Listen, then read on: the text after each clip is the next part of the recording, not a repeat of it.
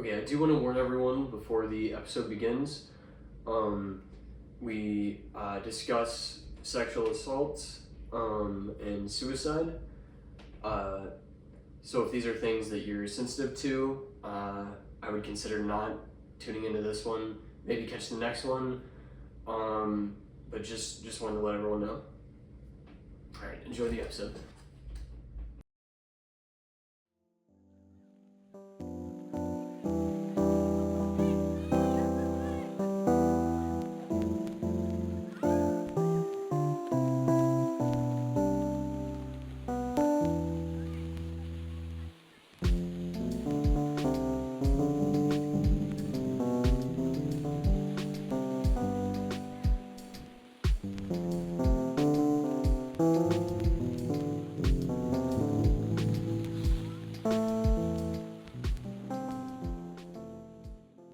We're back. We're back. Um, Uh, it's been a long time. in a while. This is also our second time doing this. We didn't have to. We didn't have to tell him. This is our second time. Well, it's gonna be obvious because we're not gonna react. We're not gonna. They're not gonna I don't have know. like the crazy reactions. We can put them in post. Yeah, I'll try.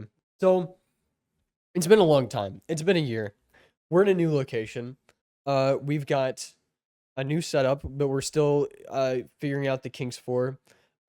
Which is why this is the second time we're recording. Yeah. Um, Yeah. the camera, the camera we're using to record died, or it didn't die. It ran out of Ran in storage space. Yeah. for a good hour. So we're like, that sucks. But at least we have like the audio, so it'll be okay. We got my audio. It was all good. And then we checked his audio, and it was like, And it was so it bad. was, Oh, it was. I thought it was cutting out because it wasn't like picking me up because of the settings I had on it. But what had happened was my laptop. I just got it. My grandma got it for me for my birthday. hmm. It just doesn't work with OBS for like whatever reason, or like my mic, and it was making a weird like staticky pulsing noise that carried out through the entire recording. Yeah, so kind of unusable. We couldn't just use my audio. So we're back. We're doing it again. We're gonna be more concise this time. The last one was 4 hours. I work in the morning. I can't do that. Yeah, me Um, as well. yeah, The whole recording session last time took it was 8 eight hours. It hours. was it Yeah, was it was not necessarily okay. The recording probably was like 7 hours. like 6.5. We But we started at 9 p.m. We were like, all right, we're gonna start recording at 9 p.m. We got ready and stuff. We actually started recording at 10:30, and then we went until around 5 a.m. yeah, So yeah. it was about the actual recording process was about 7 hours. Not doing that today. We're gonna move. We're gonna move quickly. Um, so we've got a lot to talk about. We'll probably talk about like catch up on stuff. In maybe like the next episode or something when we're not doing A thing. a thing. We're not When we're doing not a doing thing like the a. yeah we'll probably talk about it when we're not doing a gimmick. The demands. Um. So you my game that I had you play. Mhm. Uh. You were already playing Yes, when I came up with this idea. yes. Uh. And it still counts. It still counts. Uh. It was a little unfair for you Yeah. because I had you play a whole ass game. Yeah, because you were too far into the game, but you No, but I were was like, I was a few hours in, yeah, and the game is also not very long. yeah. So But I was like, this has to be the first one I tell you to do. Is so it's kind of on me, I guess. I But also offered multiple times to pick a shorter game, and you said no. 'cause So it had to be this one. Um, so I guess we'll get right into it. Okay, actually, I skipping a couple of things. do what? Like Skipping a couple things. yeah, okay. So I came to you with the idea. Hmm. You were already playing, and then you were like, okay, and then here's my game I want you to play. Um, and it's a full game. It took me 40 hours to beat it. The time to beat, if you look it up, is 31 and a half. But the game has over like 100 hours of content in Yeah. it. Like it's not even close. Yeah. So spoilers. I beat it. He beat it. We beat our games. Mm-hmm. Um, And is this where we play the reaction for? So, I knew that you beat Disco Elysium. You have no idea how far I got in Yakuza 0 because typically on these we will have set rules on like what to do. This was the first one. We didn't really have set rules because it's just like I don't know, just do what you can. And on this one, Yakuza 0, you told me play as much as you can. Yes, I did. Yes. I looked it up. There are 17 chapters in the game. Yes. You told me you think I got to 9, or like not to 9. I don't think you got to 9. Okay.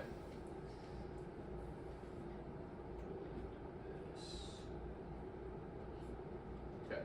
So, I beat the game. I beat Yakuza 0.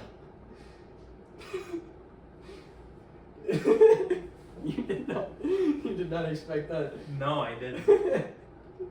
Yeah, I saw the end.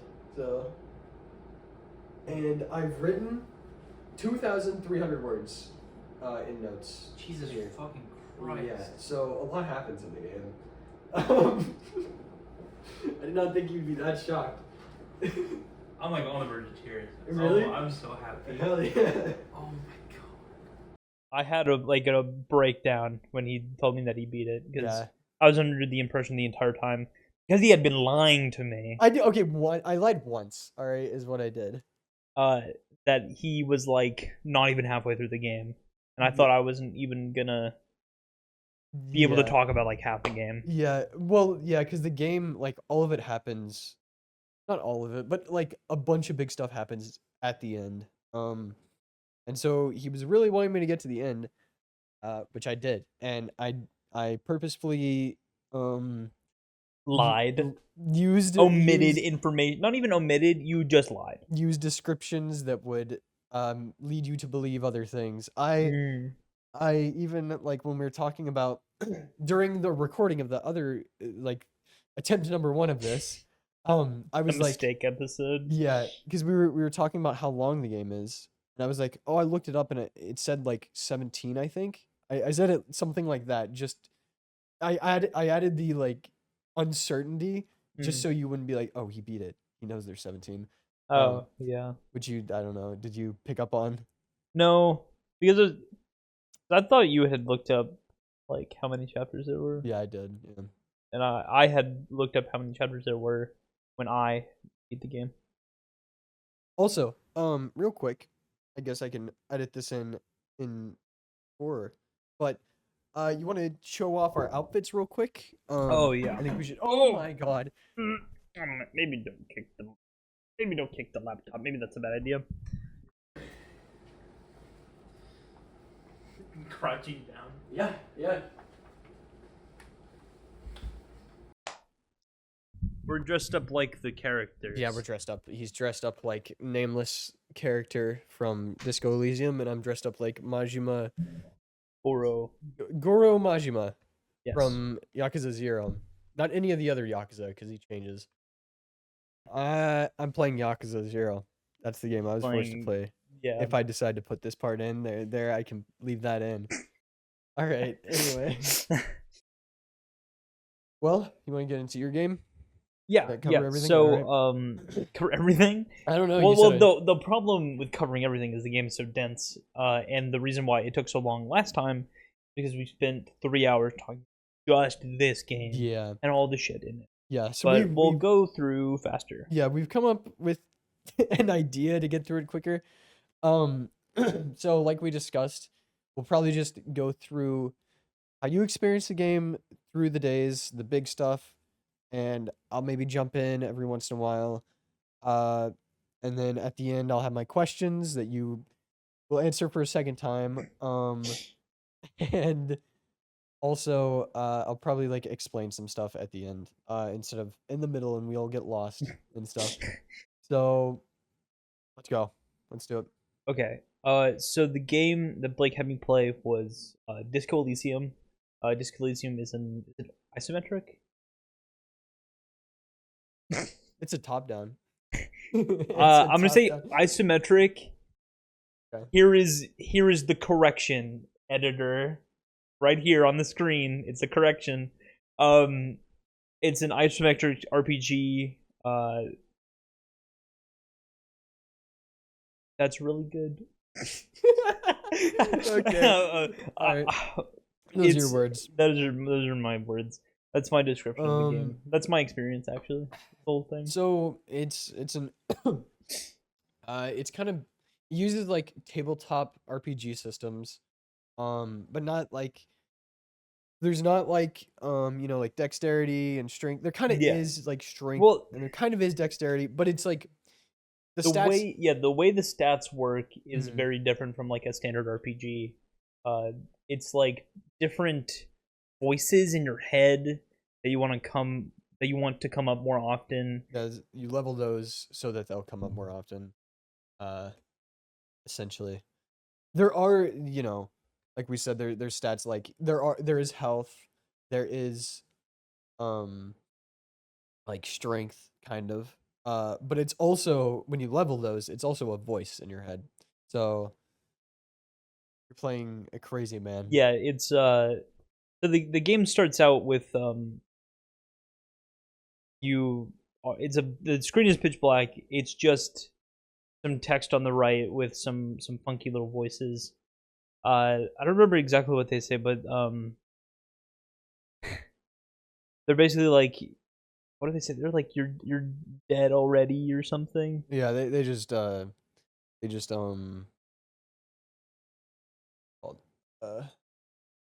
talk down to you. What is it?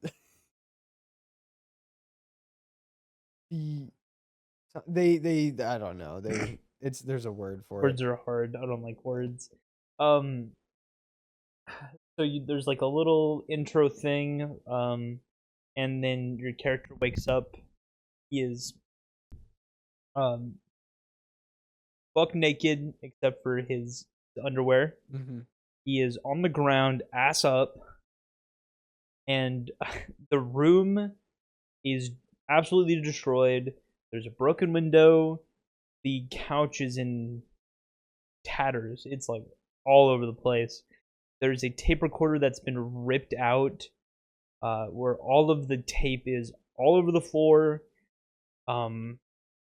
It's broken. The sink in the bathroom is broken, or the water's always running. The whole room is just kind of fucked. And the first thing you do in the game is you walk around, you pick up your clothes. You find like your shirt in the bathroom or something. Mm-hmm. Very very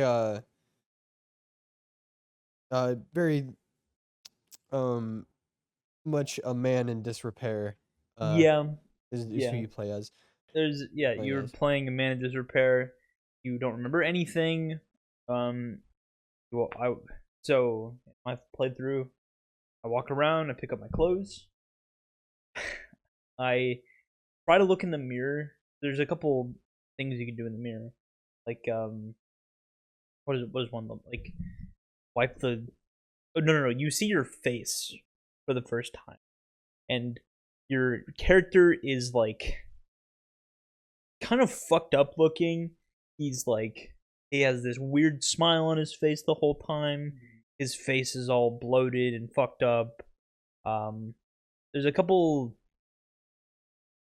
things you can do in the mirror. One of them is like stop smiling, which I tried to do, but the check is so hard that I just couldn't. So I walked around the expression the entire game with this fuck ass smile on my face. Hell yeah.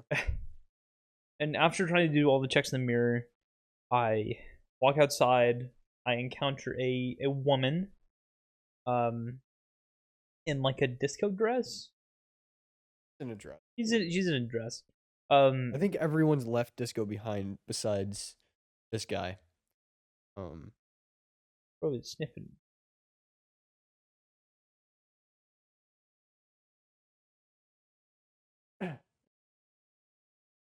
Anyway, you meet. So the first thing that happens when you come out of this destroyed room after you're picking up your clothes is meet a woman. continue. You meet a woman, and then do you? Is it an option to talk to her, or is it automatically do it?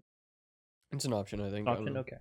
But I went up and talked to her. There's a bunch of questions you can ask her, like, who am I? Because after your whatever happened the night before, you don't remember a single thing. So a lot of the game is figuring out what the fuck happened, who you are, and why you're here at all. So you can ask the lady a couple questions. I asked her, like, who am I? She explains that I'm a cop, and then I had the dialogue option. I want to have the fuck with you, and I clicked that one because I thought it would be funny. Typical. And it was a check, and it had a 3% chance, and I failed. Mm-hmm. And I thought she would hit me, or something like really bad would happen at the time, but she just kind of laughed it off and said, like, she would be important later, I think. She said it's gonna suck for you to have to interview me later, maybe, or something like that. Yeah. So after that, I went downstairs, talked to, like, the first person I saw, which was the bartender, who was fucking with a taxidermied bird, and then I go up and talk to him, and he sounds very distressed. He sounds very not happy to be speaking to me. He says, "What?" I think he says, like, "What do you want?" And then I started talking to him, and then eventually he mentions, like, "Oh, you, like, that I fucked up the room and I have to pay for it." Yeah. And he says the amount, which is 130 real, which is the currency in the game. Mm-hmm. And then I say, "What the fuck is real?" And then he's like, "It's money." And then he's like, "You should go talk to your partner at the door." Mm-hmm. So I'm like, "Fucking partner, what the hell?" Go talk to this guy in an orange bomber jacket. In an orange bomber jacket, and he seems a little confused because we had been there. My character had been there for like 3 days, and, like, we hadn't done anything yet. Mm-hmm. And it turns out that there's actually, like, a body that's been hanging in, like, the backyard of this establishment for like a week. And we had gotten there 3 days ago and decided to just drink ourselves into amnesia instead Ourselves it was you. Yeah. Your partner was not involved in this. Well, I'm talking about me and the character. Oh, okay. We are one in this instance. I don't know if you want to claim that. I will. Okay. I will. Then I go and look at the body. I vomit at the side of it. Mm-hmm. Oh, before that, there's a kid throwing rocks at it. And then I talk to the kid. I don't remember exactly what happens, but he calls me a fuck pig or something, and, like, the F slur. Mm-hmm. And then I get the option to punch him. I'm like, yeah, fuck this kid. And I go to punch him, and I fail the check for it. Yep. So I fall on my ass. And then my partner, and his name is Kim Kitsuragi. He is like, yeah, maybe we shouldn't, as cops, be going around trying to hit children. Crazy enough, yeah. He's kind of mean. The kid? No, Kim. Oh. So after trying to punch the kid and failing, I walk over to the body, vomit my guts out, and then fail another check and vomit my guts out again. Okay. Then Kim is like, hey, maybe you should go get some what's it called? Uh, Inhaler. Pneumonia. Yeah, ammonia, like ammonia, Mhm. ammonia. Go get some ammonia. So I go. I talk to the gardener lady. She's like, hey, you have ammonia, right? And she's like, yep. What? And just gives it to me. Oh wait, that's crazy. I had to go to the drugstore for that. Oh well, that's what Kim says. But if you talk to the gardener, she just gives you some. Oh, huh. And then I go and I fail the check after using the ammonia. No, the check not to throw up. Yeah. And then Wow. I think it's after that you get the thought, right? What thought? The volumetric shit compressor. Yeah. What? No, No? I don't know. I think that Kim says you need to get your shit together, and Oh. then you have that thought. Okay. Yeah. I don't think that's related to the body at all. Oh, I thought he was like, I thought you vomit and then he's like, you need to get your shit together. Maybe it's that. You want to explain what thoughts are? Oh yeah, so there's this whole system called the thought cabinet. And it's like um so there are different triggers for it. Usually it's like a dialogue happening between you and a character. But then it like someone will say something, or your character will realize something, or something of the sort, and then you'll have a thought, and it'll be in the thought cabinet, and you can cook it up in your brain. Internalize it. You is can what- internal. is It's what called it says in the internalize. game, but I And, guess you can interpret that as cook that shit up. And if you do, you'll it'll pop up with like a solution. And also a cool thing about it is you're not really taking it for the stats, because it does give like stat bonuses. But you're not taking it for the stats because you don't even know what it'll give you, because it'll tell you what it'll give you at first. Sometimes it's negative, sometimes it's positive. It'll be like minus this and minus this, and then after a certain amount of time, it'll change those negatives into positives, maybe in something else, or it's pretty crazy. It's a Um, really cool system. It makes yeah. your makes every playthrough super different because it affects your stats by a whole bunch. It's Yeah. a really cool system. I don't think there's anything like it in any game that I've played before. No. Yeah, that's the thought cabinet. So after getting this thought, the volumetric shit compressor, I internalize it, and I kind of walk around. I talk to a racist dude, Yeah. who is the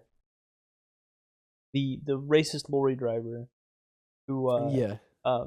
as soon as you talk to him, he says, "Welcome to Revachol," which is like the place, just the country or like count, It's a city you're in. not the city. I'm not doing this again. No, I don't know, but it's like you're in Martinez, which is in Revachol. So Yeah. it's that. Yeah, whatever. It's like a country, Yeah. district, whatever. But the point is, he says it to your partner Kim, who is an Asian man, and so he's like being racist. Very cool. There's a lot of racists in this game. This is a lot of race. Mm-hmm. So after talking to him for a little bit, I tell him to fuck off because he's a racist, and then I continue just like bombing around. I don't think I did anything in particular while just looking around. I think I talked to some more lorry drivers. That's kind of it. And then I finished internalizing the thought, the volumetric shit compressor. And then I went back to the body and I passed the check to not throw up, and I started looking at it. This guy fucked up. He is like bloated and gross, and he's like decaying and shit. He's been like sitting there for a week. Sitting. He's been hanging. Well, yeah, he's been hanging there for a week.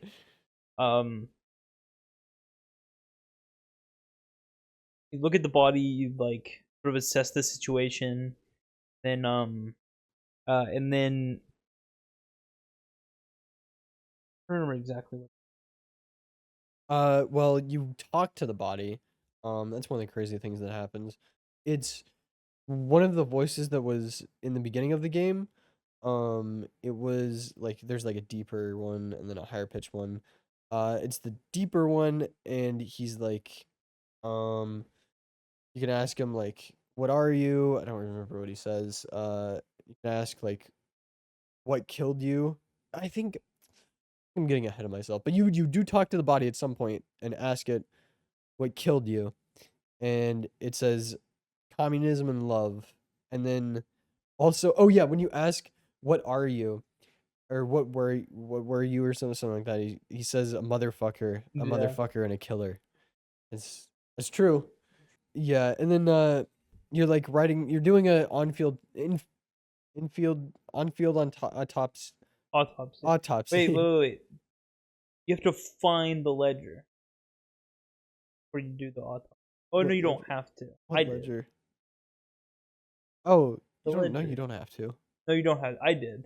Okay, go ahead. Well, anyway, when you do the autopsy, you're writing down stuff.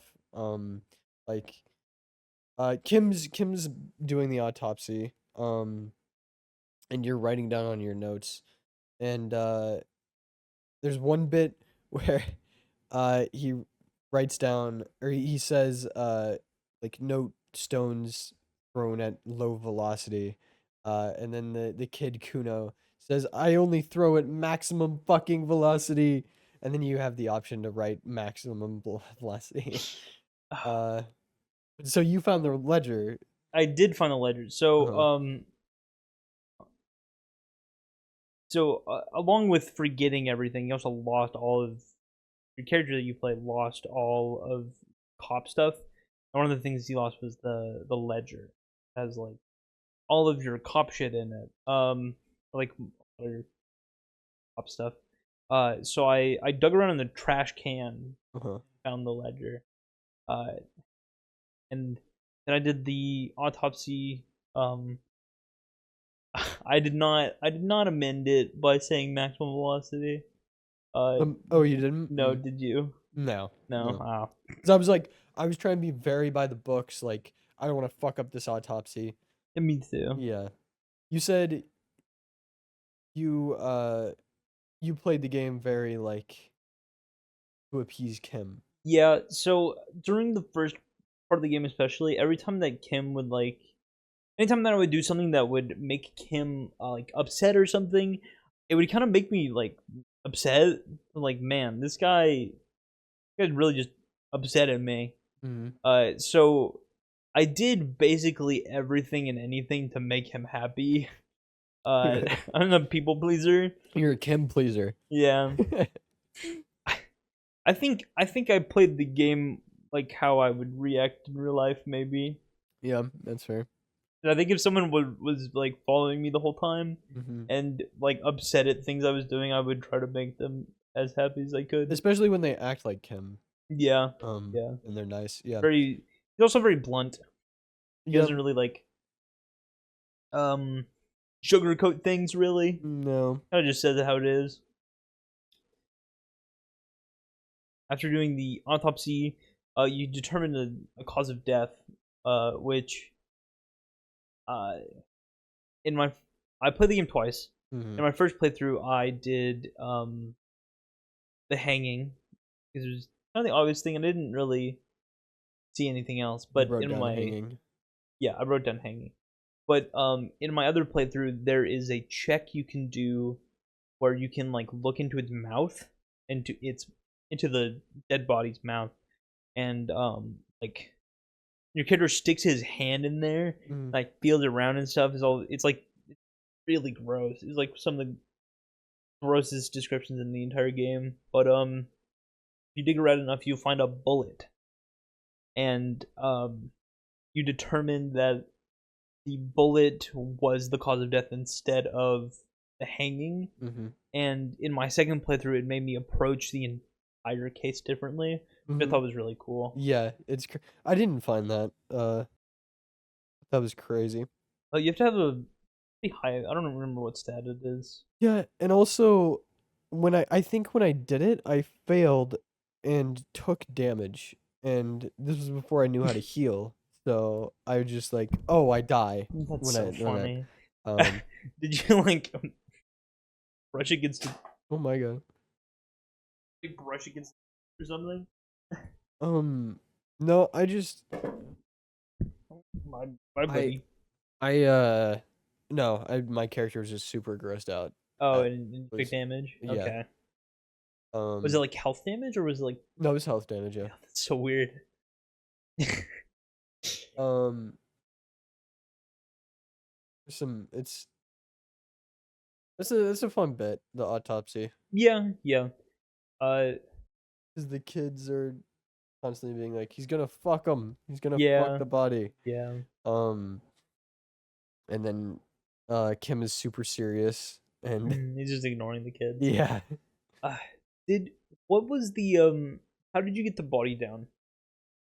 Um, I I had Measurehead take it down, who is another racist in the game. Um, he has a whole bit with not a bit. He has a belief, not a bit. Well, his Uh, whole thing is a bit. Sure. He he believes that the certain races are inferior because of like their skull measurements. And he has like tattoos on his head of like his skull measurements, which is fucking ridiculous. Um, and then also later on in the game, like day 2 or 3, you can have a conversation with him about like semen storage or something like Hmm. that. Yeah, and then but also during that same conversation, he's like very like you need to fix yourself and like very like a nice person, Hmm. and it's very confusing. Weird. But anyway, yeah, I had him take down the body. Okay, I did that in my first playthrough. During my second playthrough, I shot the body down with Yeah. Kim's gun.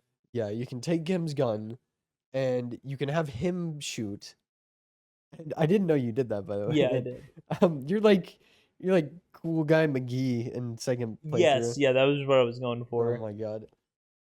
In the first playthrough, I was like a fuck up, Mhm. but in the second playthrough, I'm like the guy, You're the guy.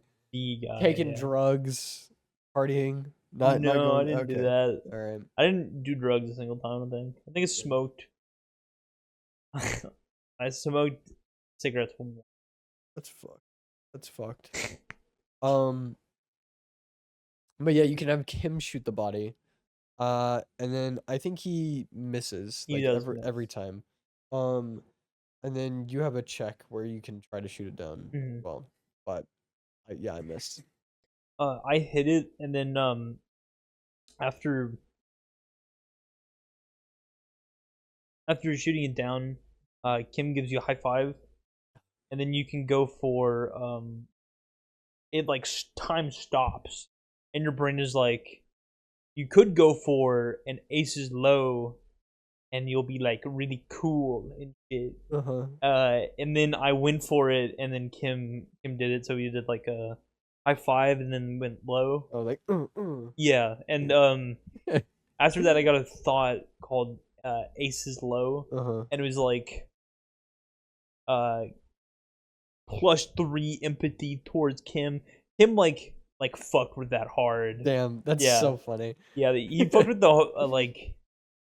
You even got a thought where it was like, yeah, Kim fucked with that. Kim was about that, which is really cool. Fuck, by the way, I don't know if we mentioned the new name is Olilo. Ollie Low. Olilo. So yeah, we had like a whole list of names. Maybe we can go over them in Yeah, the we next can do episode or that. something. But But one of the possible names was Aces Low. yeah, and that's where that comes from. Yeah, because I thought it was a cool moment in the game, and fine name. Yeah, it's a fine name. Now the name is a combination of our cats' names. Oh, I have a cat. Yeah. Yeah, People don't know. I have a cat. she doesn't No, she doesn't like to be picked up.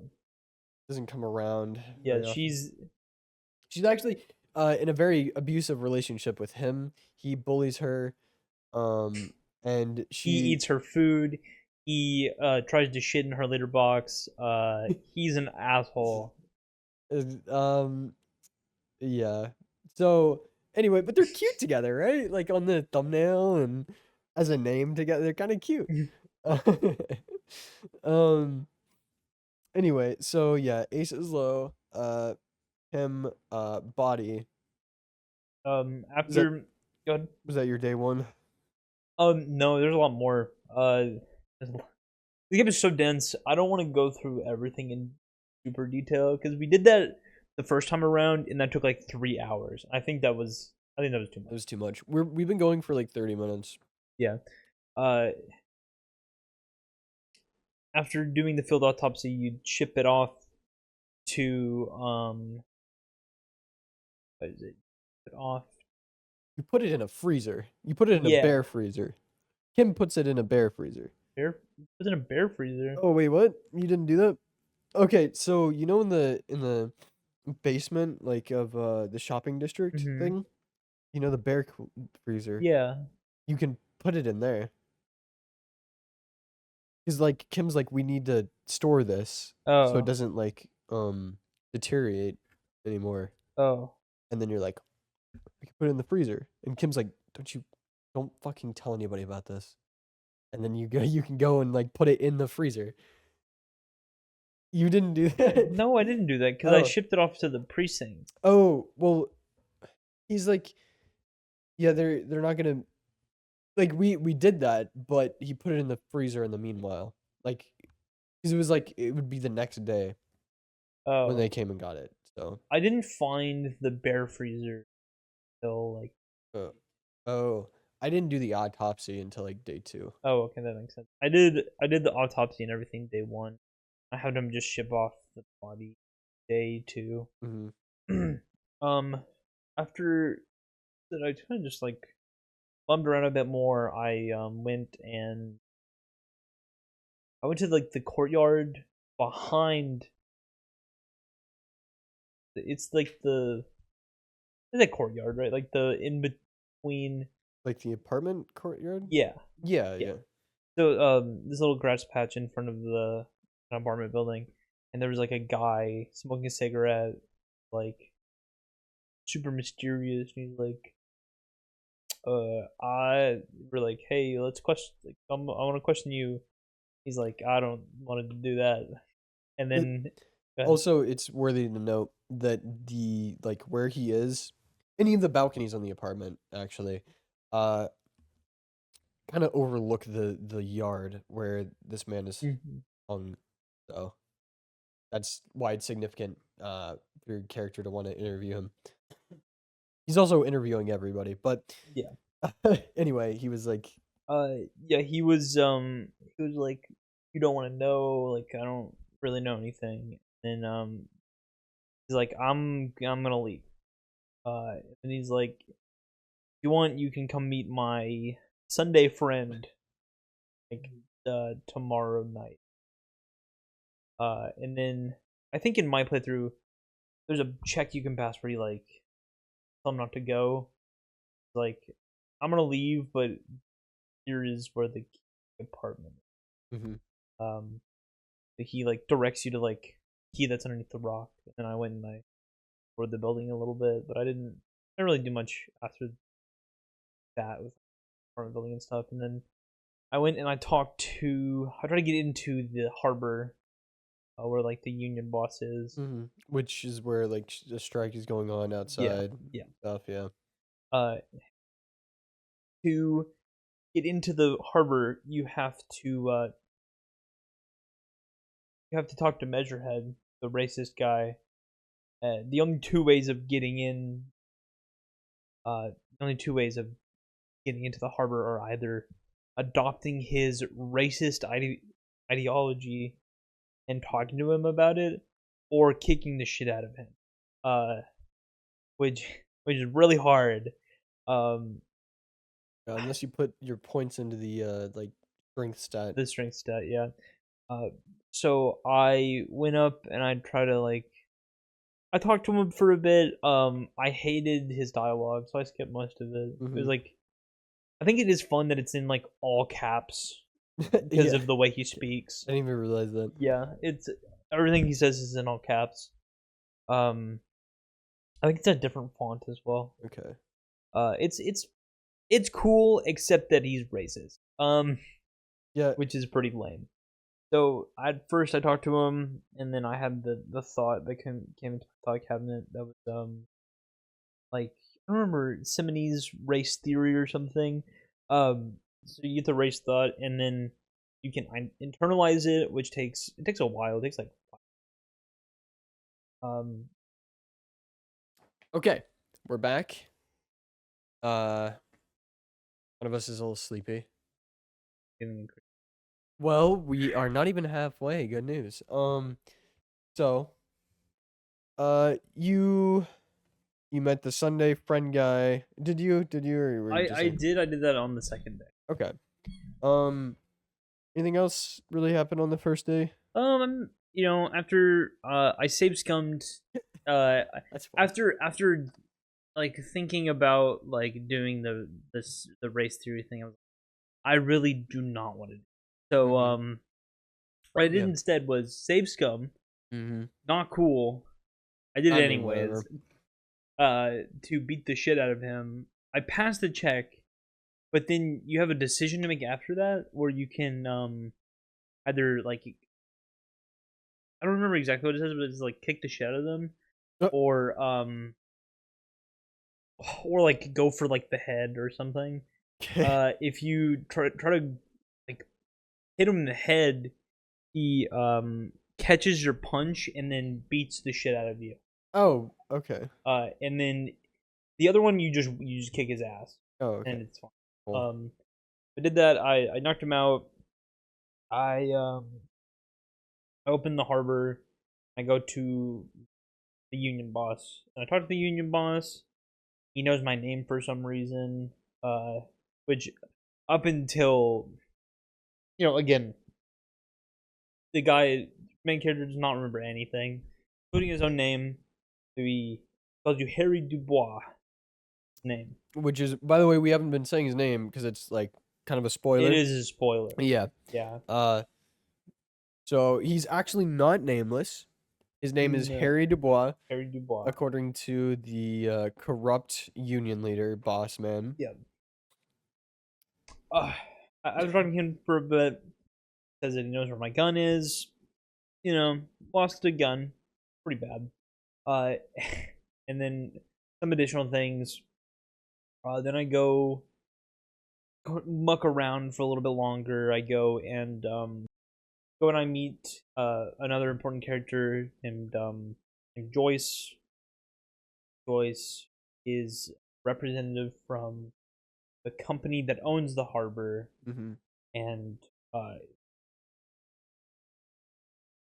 she is there to negotiate the terms of the strike. And it's not going well, and she hasn't been let in to meet with the union boss at all, and she also came with her also were the mercenaries, one of which was the guy that was killed and hung in the back of. I didn't know that they came with. I thought it was just like they came and then he came later to do negotiations. It might have been that. I thought it was like they're both hired. Well, By Wild Wild Pines. Pines. Yeah. Might be right. I'm not sure. Hmm. I was with her for a bit. I did want to ask. I don't think I asked the first time I recorded, but how did you pay the 130 real? Okay, so, I had like, so you can like go and pick up like trash, like bottles, and turn that in for like 5 cents a bottle. It's like nothing. I did that a ton. I had like $15 by the end of the day. Um, And so I was talking to Gart, and I was like, "Don't have the money, but I need somewhere to stay." And Kim's like, "Fuck, I have come follow me." And we go to his car, and he I'm assuming did this happen on your second playthrough? I've been on the first one. Oh, it did?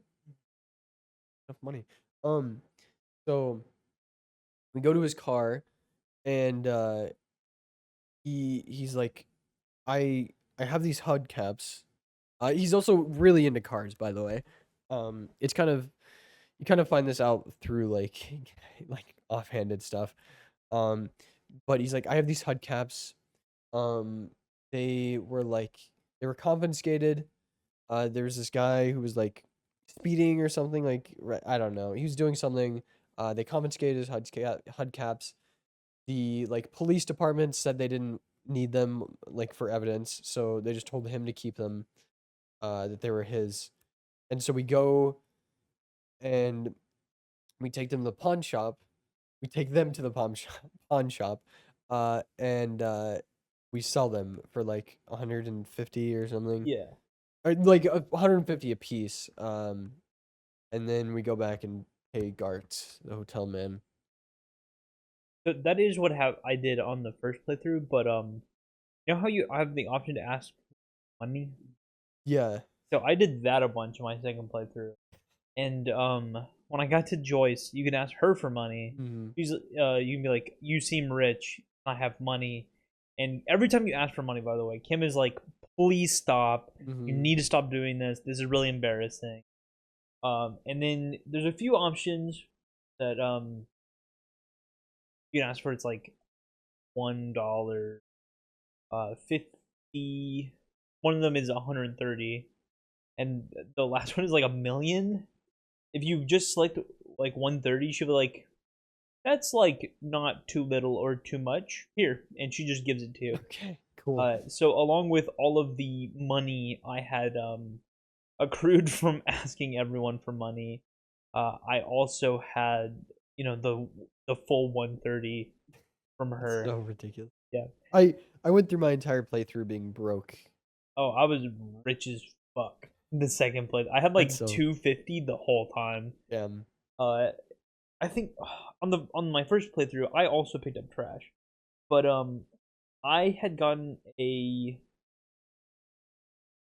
think after looking through the trash, I had got a thought that was like hobo cop, and it made my whenever I sold bottles, they sold for more. Oh, So that's nice. I always carried around the bag. I had like a beanie. I looked like shit for my first playthrough. Damn. I had like a fucked up jacket on.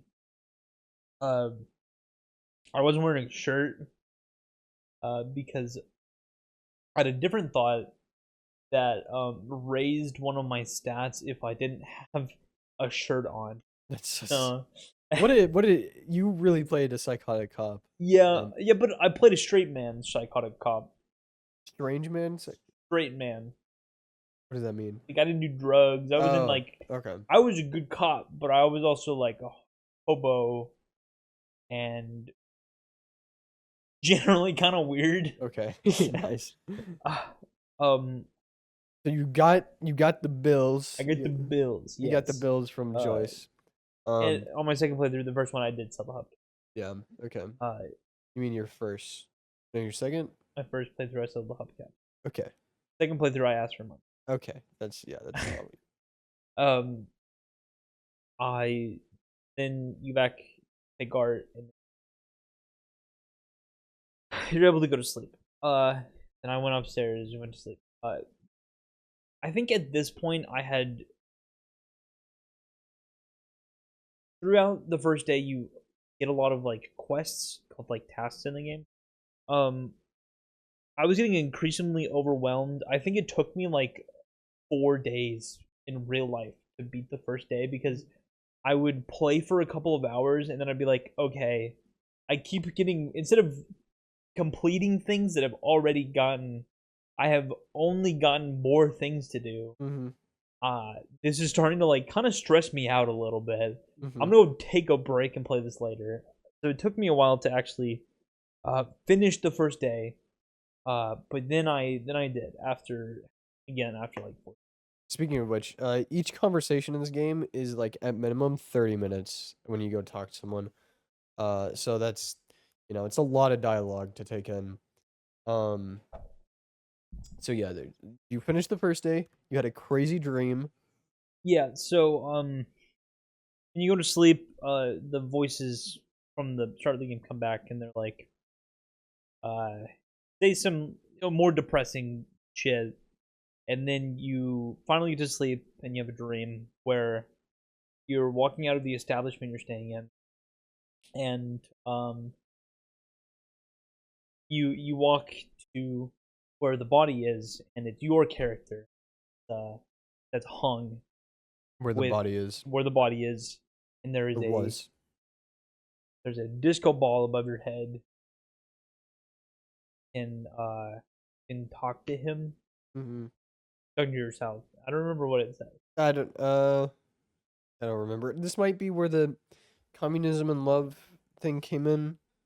I don't remember. Or I do remember one line. Um, they say you talk to the body, and he says, like 7.3 billion people, Harry, and you failed every single one. I was like, damn, that's Heavy, almost not. very hyperbolic of you, Mr. Brain. But yeah, crazy dream. We both don't remember much, but Been a bit. yeah. So, you go to day 2, you start like, finishing up like the quests that you got, the tasks. Yeah.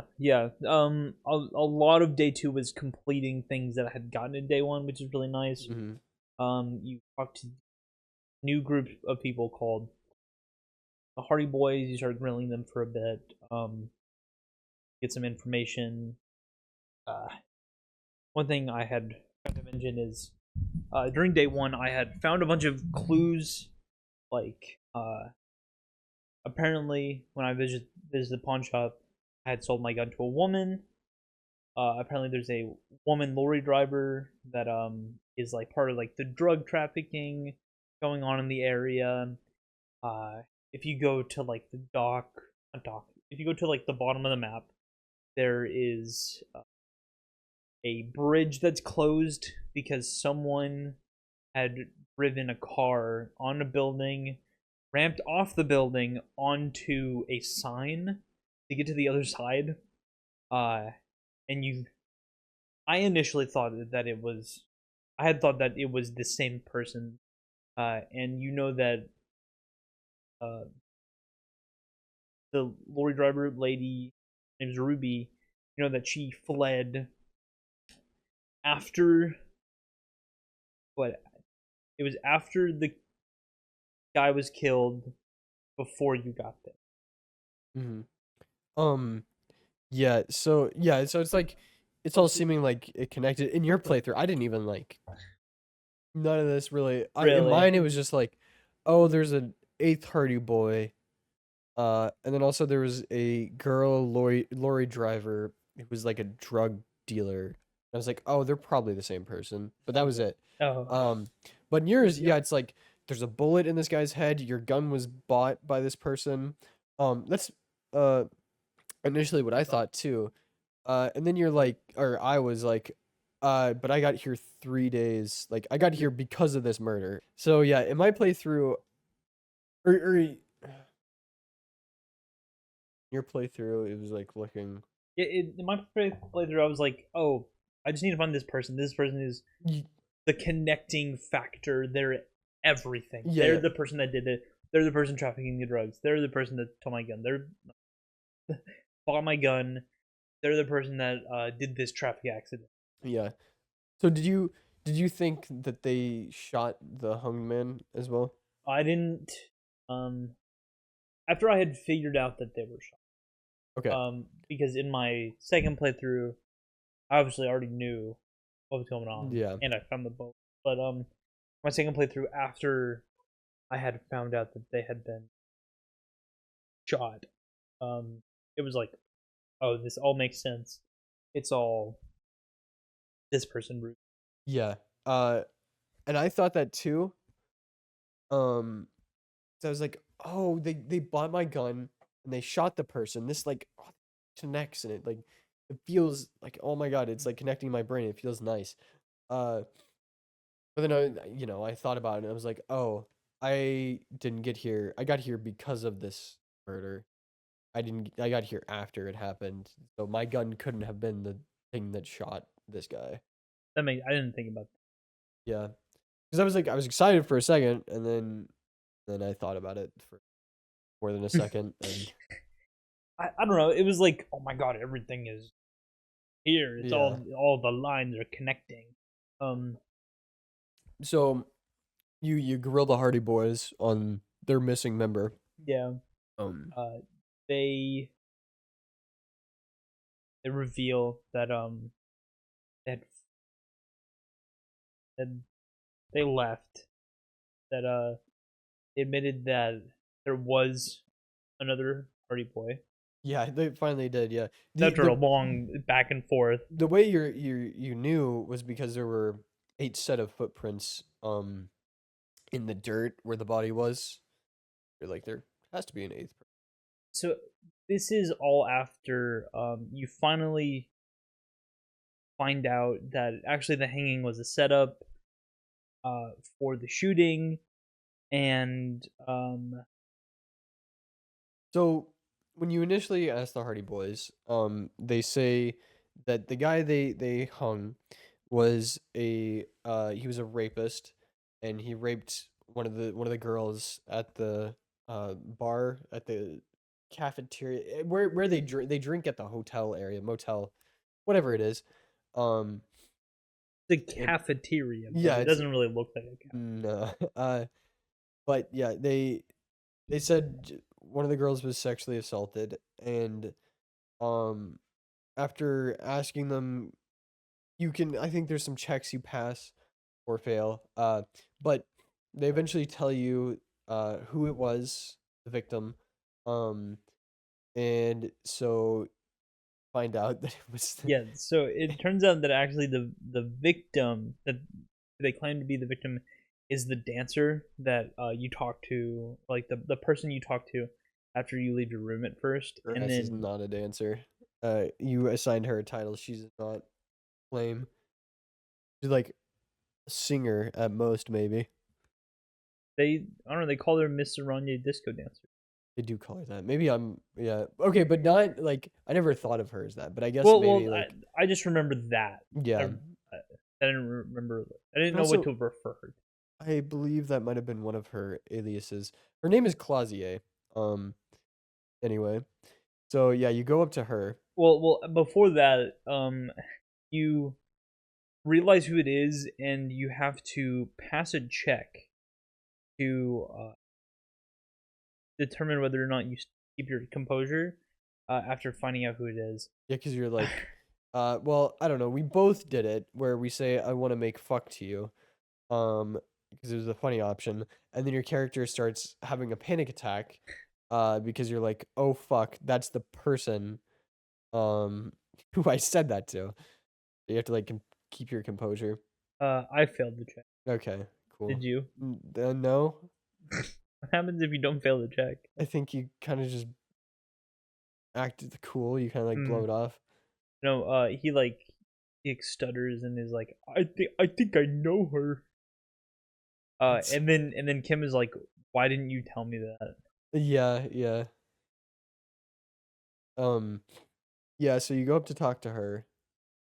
Go to talk to her. Go up to her room, go to the roof, and then you start sort of grilling her about what happened. Grilling. You ask her questions. You don't grill the victim. I grilled her. I don't know. That's fucked. You're Yeah, fucked. I grilled her ass. Yeah. So she ends up telling you that it wasn't. She tells you that it wasn't assault, and it was consensual. Yeah. And so you're like, well, what the fuck? Why would they lie? And then you go back. It's like it's a bunch of back and forth, but that's what she tells you. And they were also in the middle of doing it when he was shot. And she, you find out that she like immediately, she went down and got Ruby, and was like, "I need your help." And they got the body and like strung it up, make it look like it was hung. Mhm. It was Clausier's idea. Did you find out later? Yeah. And also, you find out she did all this because she doesn't want the cops. He has a bunch of she's in some deep shit. Yeah. She fucked with the wrong. So, yeah, she, I don't know, something in the, she fucked with the wrong people. Yeah, she fucked and with the wrong people. if she goes to jail, they'll be able to find her. Yeah, basically. To make her disappear. Yeah. You found she lied about her name.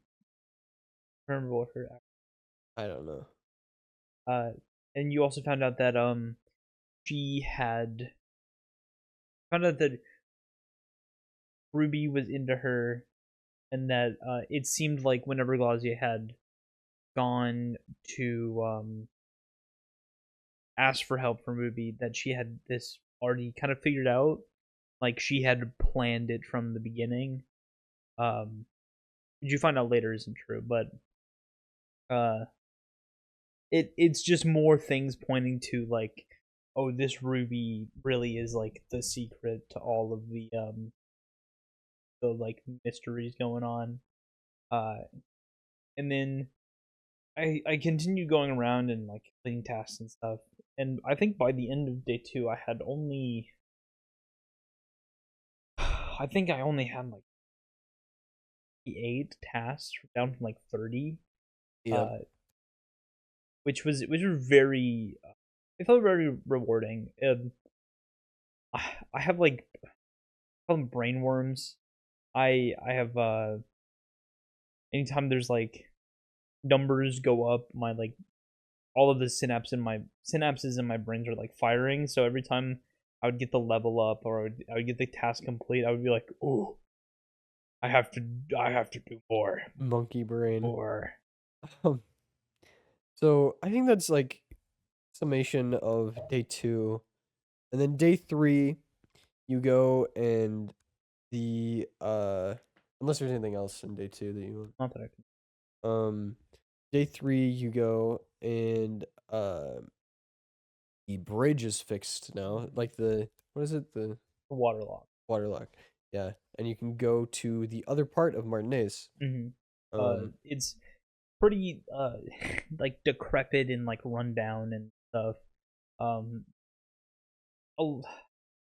So to get your gun back, you have to help the Union boss with a couple things. One of them is opening a door. The other is getting these people in the fisherman's village to agree to a youth center, but in reality he wants to push out these like people that are living in this poor fishing village with the construction, so he can like mow down the entire thing and like actually but it's the only way to get the gun, and I was like, I need the gun. So the gun was more important to you than the lives of all these people. Don't. There's people there. 6 of them. Oh my god. 3 of them. So you think 5 6 of them? You think 5 lives are worth your gun? Well, they're not gonna die, but They might as well. What the fuck? Oh, you're gonna build, what is it, affordable housing or something there? I think that's what Oh, it I'm was. sure. Yeah, it's gonna be affordable for them, isn't it? Anyway, you go there. I did that in both playthroughs, by the way. Yeah, you made the choice to be fucked in both, even though you knew what happened when you have the gun. Yeah, You didn't. but I need to see need it. the gun. No, you don't. I need the gun. I need the gun. What do you even do with the gun? All right, man. You had the gun in your playthrough and it still didn't go well. So what about that? It went well in the second playthrough. All right, whatever. Anyway, so you signed away these people's lives for your gun. Yeah. No No remorse. Uh-huh. So you do that. I explored around a bit. I went to the boardwalk. I found a a jacket covered in shit that I decided to pick up. Mhm. Then I walked around a bit more. There was a dead body. A guy had that he had gotten so super drunk, and he fell through the boardwalk and it hit his head on the bench and died. Mhm.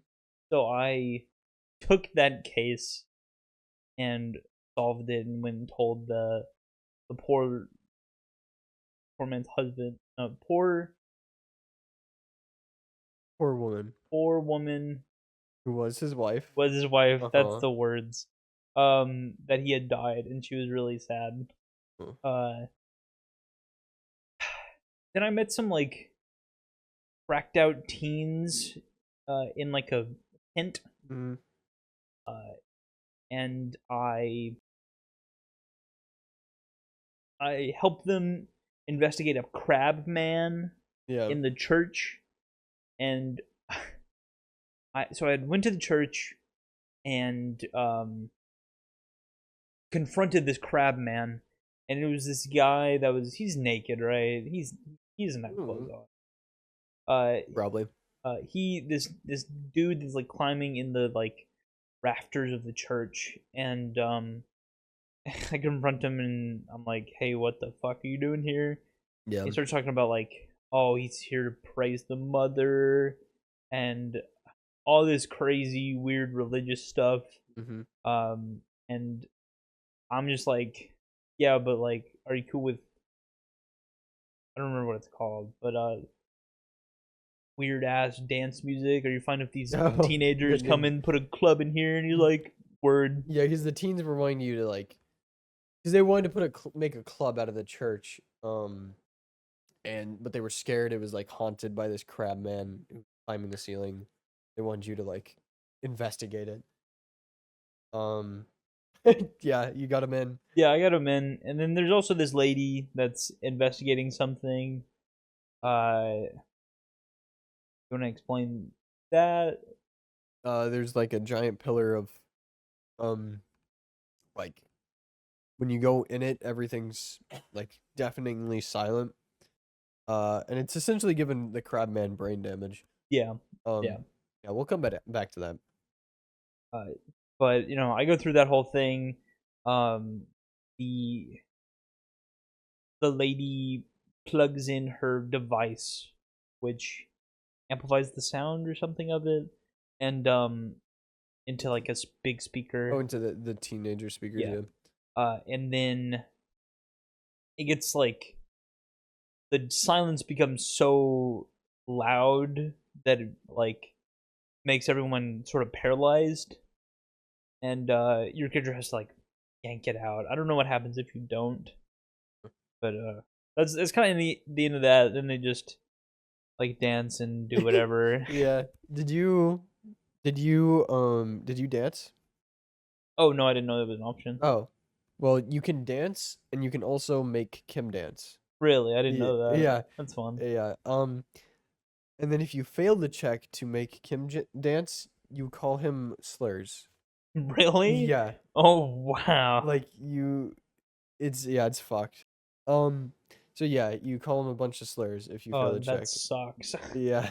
Um. Um So that's what I did in my first playthrough. My second playthrough, I actually looked into what what the teens were doing a little bit more, and after a little investigation, I found out that they were actually going to use the club as a front for making drugs. So I arrested all of them. wow. So you sent them into the system. Yeah. What you fucking did. You asshole. Gonna make drugs. Wow. Shouldn't have tried to survive in this harsh environment is what you're telling them. So you're saying it's okay to make drugs as long as you're Bro, trying to survive? they're just trying to live. Yeah. Really So painting me as like something I mean, I'm not. you sign away people's lives like their homes and their lives, Yeah. or a gun, which Yes. it perpetuates violence itself by existing. Yes. And then what else? You grill a sexual assault victim. You don't. That's how you Not an describe it. actual. I described it like that because I thought it would be funny. Okay. I And was then actually very nice. you arrest her. I did arrest her in my second playthrough. Yes. Send Flight her- risk. She was a flight risk. She was gonna run away. Okay. Literally You criminal, but okay. you force someone to do something later on that we'll get to in day 4, Ruby, and Oh. and then what? This you arrest kids because they're trying to make money and live. Yeah, by selling drugs. Do you see their parents? They're probably orphans. And this is how they live. So you would be okay if someone made drugs as long as they were an orphan? It's the system. It's the system they were born in. Hmm. What? You're fucked. You're trying to. You're making this fucked. like a weird political dance. I'm just playing a video weird game. political You're making the a weird entire political game is political. Yeah. This is the most political game. So you're saying that what you do in the game reflects how you yourself act in real life?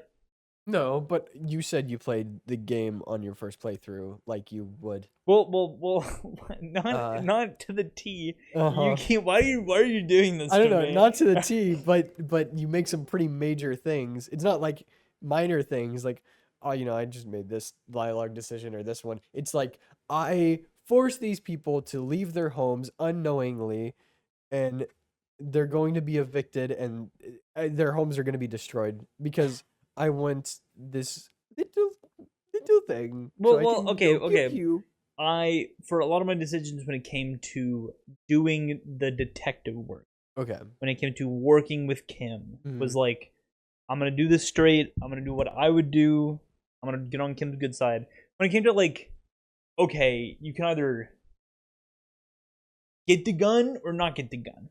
And part of the reason why I got the gun Uh-huh. was because you and Ash Me. Oh. said you didn't do it because you felt too bad. Oh, that is, yeah, I forgot that probably did influence you. Yeah, so it was like, oh yeah, I'll just do that. I will have no emotions, is what you said. That's I will have no empathy. I was like, this is My different. Blake isn't gonna know what you can do with the gun because he didn't get the gun. Same thing with Ash. You'll find out here how terrible of a person you are.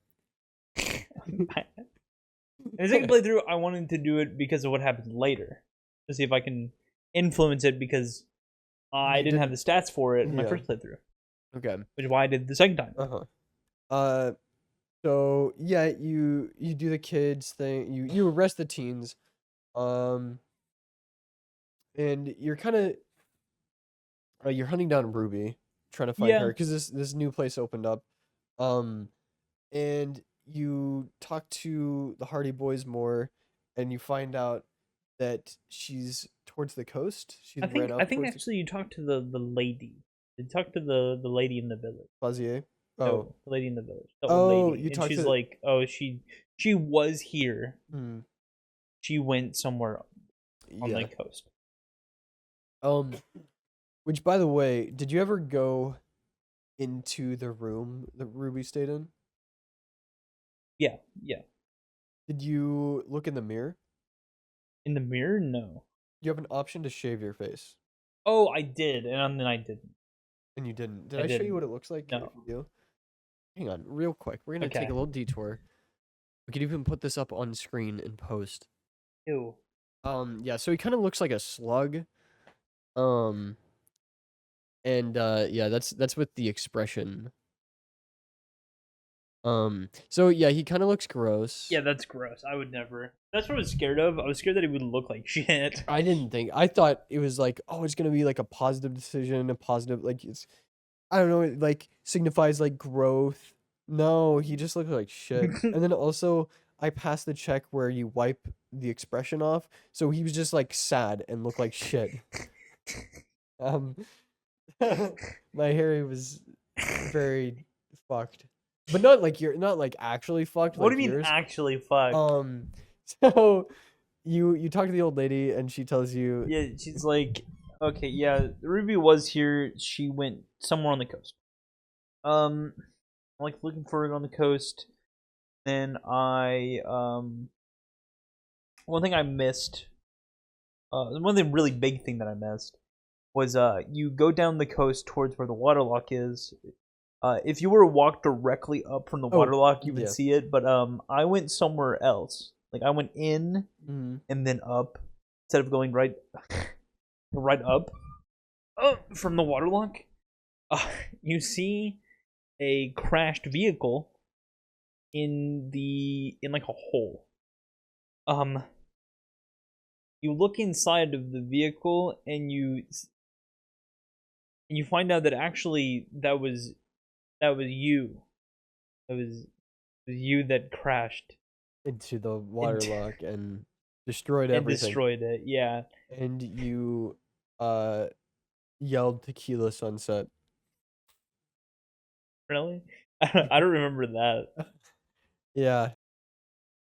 And that's yeah, because you talked to some guys who were drinking in the village, which I'm sure you didn't even do because you just like were like, "Hey, sign this," and you didn't really talk to anyone like on a personal Mhm. level. But yeah, you talked to them and they were like, "Yeah, you were like, you were like the coolest guy ever," and yeah, tequila sunset or something like that. Tequila, no, yeah, it's tequila sunset.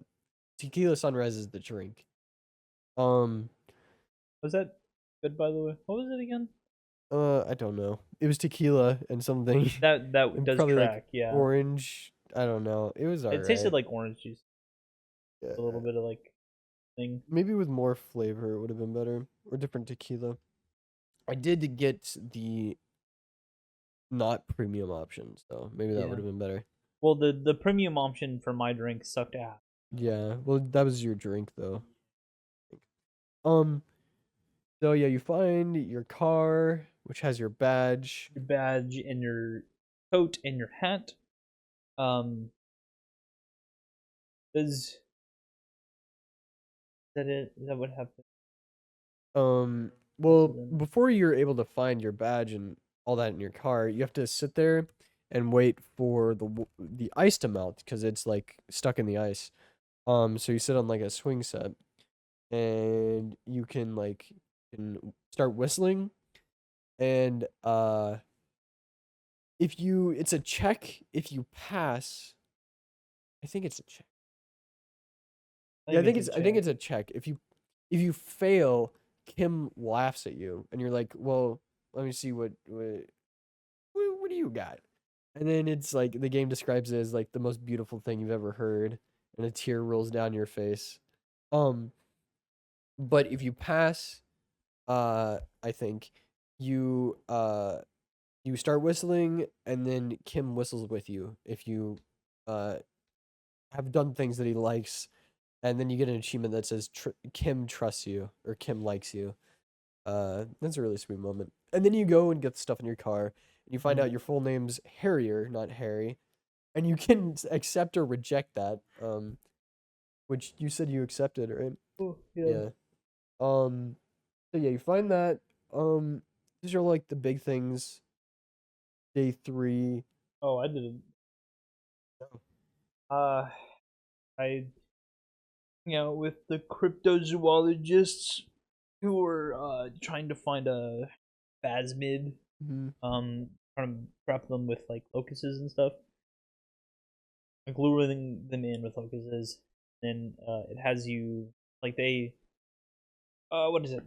There's a lady at the place that Harry stays, um, that looking for her husband, and you find him. He is the cryptozoologist, and then you're like, "Hey, wife really wants you to get back." Then it's like, "Oh, I got to do this thing," and you can offer check the traps for him. Did you do that? Yeah, I did. Yeah, I checked all of them. They're like small traps. They're searching for like a reed uh reed disguising or camouflaging phasmid that's like fairy sized, I think is what they describe it as. Very small. But yeah, that's what they're looking for. Anything else?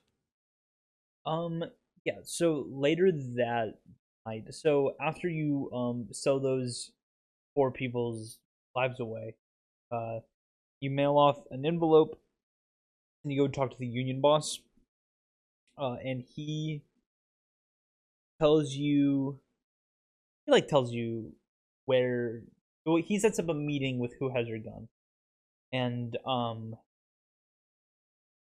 tells you to go to the boardwalk after 11, after 10 p.m. And then after 10, if you go after 10 p.m., there is a lady who has a big backpack on with like sirens and police lights, and she's like cranking a thing that makes the sirens and the lights go. She's also holding your gun, and she's pointing it at you, and she's like pretending to be a cop. She's like yelling "freeze" and like a whole bunch of other stuff.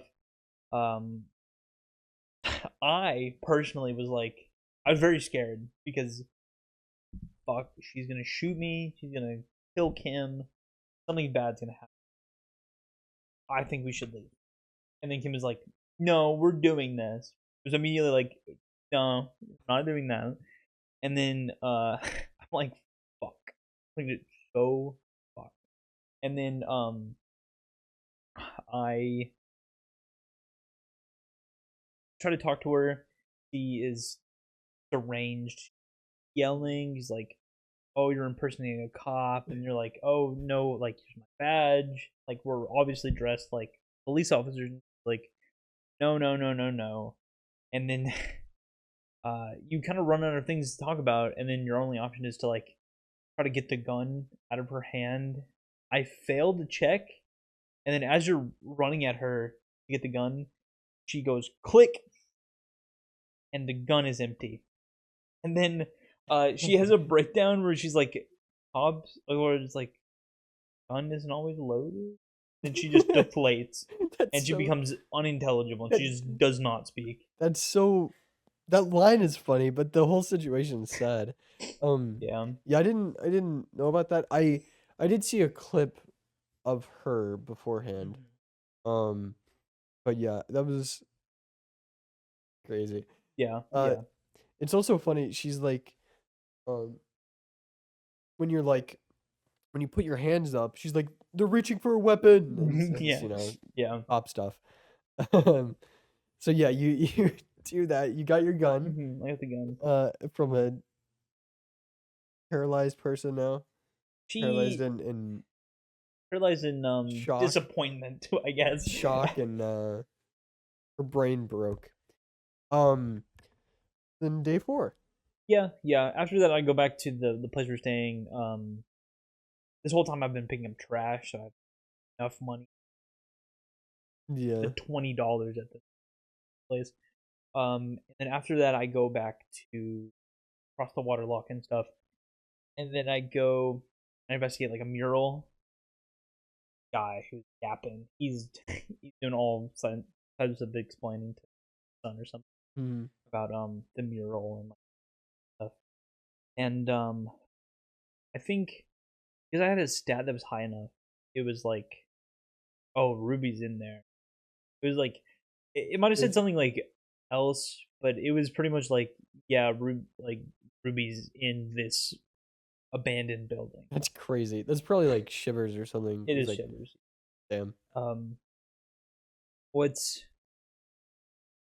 crazy is if you talk to the guy, he like explains something like Wompty Dumpty Dom. Yeah, Wumpty Dumpty Dom Center. Yeah, the Wompty Dumpty Dom. Did I explain to you what the thought was? I don't remember. Okay. So I didn't do it in my first playthrough because I was like, this is too. In my second playthrough, it was like, -2 to like logic or something. I was like, that's kind of bad.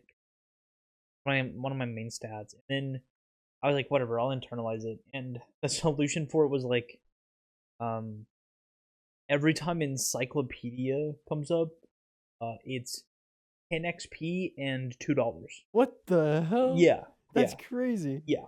Oh my god. I was leveling up a lot towards the end of the game. I think in total, probably got like an additional level from just that. It was crazy. And there's two different ways to enter the building. I did two different both my playthroughs. My first playthrough, the stat was like, or the voice was like, yeah, they're in this place, and then I was able to inspect like a pipe, and I saw a door, broke through the door, in the building, no problem. On my second playthrough, I investigated a ladder, that was kind of fucked up, and then Kim was like, "You can go up the ladder. I am I'm only 40 years old and I plan to see 70 or He something." said that. That's funny. Yeah. Uh, he's like, I'm not doing that. And then you can be like, what if I just teleport up there? And Kim is like, teleportation is not real. That's not a thing. And you can, if you pass a check, you can close your eyes and teleport to the top. But really, all Harry does is close his eyes and then like gymnastics himself up the ladder. Yeah. And then as soon as you get to the top, Harry's like, "Oh my god, I teleported. This is crazy." And then Kim is like, "You didn't teleport, by the way. You just climbed up there." Yeah, I saw you climb up there. Yeah, so you get in the building. In the building, it's decrepit. It's really fucked up. Then go downstairs. You unlock the door for Kim. I looked around for a bit. There's like old communist memorabilia and stuff like that. A bunch of random like pennies lying around, and then there's a sound as you approach like the back part of this it's like bottom part that you're in, and it gets like louder as you approach it. Eventually, when you get in the room, it's Ruby, and she has a device, and so get to the back, get to like where the sound is originating. It's find Ruby there, and she has a odd device, and it has frozen you and Kim like in place pretty much. It's like The sonar, like, it's a pale emitter, which, we'll explain later. And she is using it. It's like sonically stunning you. And it's stunning you in a very painful way. mhm. And So basically when you get there, Ruby's like, "I got you in my trap, like I knew you would come here." A bunch of stuff like that. And then you have a couple options. And talk to her about like, hey, what happened, like what's going on, like why are you doing this, stuff like that. And she reveals a lot of things, like um she like you asked like why did you kill him, and she's like confused. She's like, oh, I didn't kill him or whatever. Mhm. Then you ask her like, why did like how did you have a plan so fast whenever Glossier came downstairs? And she was like, oh, it was Glossier's idea the whole time, and she just helped her with it. And a bunch of other things like why run away when I got here. Um, and she's like, she's terrified of you, in particular, um, because your character, is like very good at cracking people. Kind of is what she describes. But she's terrified of you and the police system, rightfully. yeah.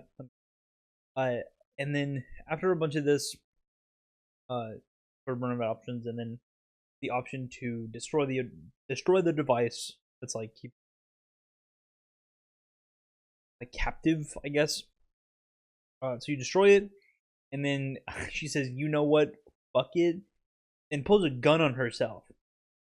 And the only way for her to not shoot herself is to let her go.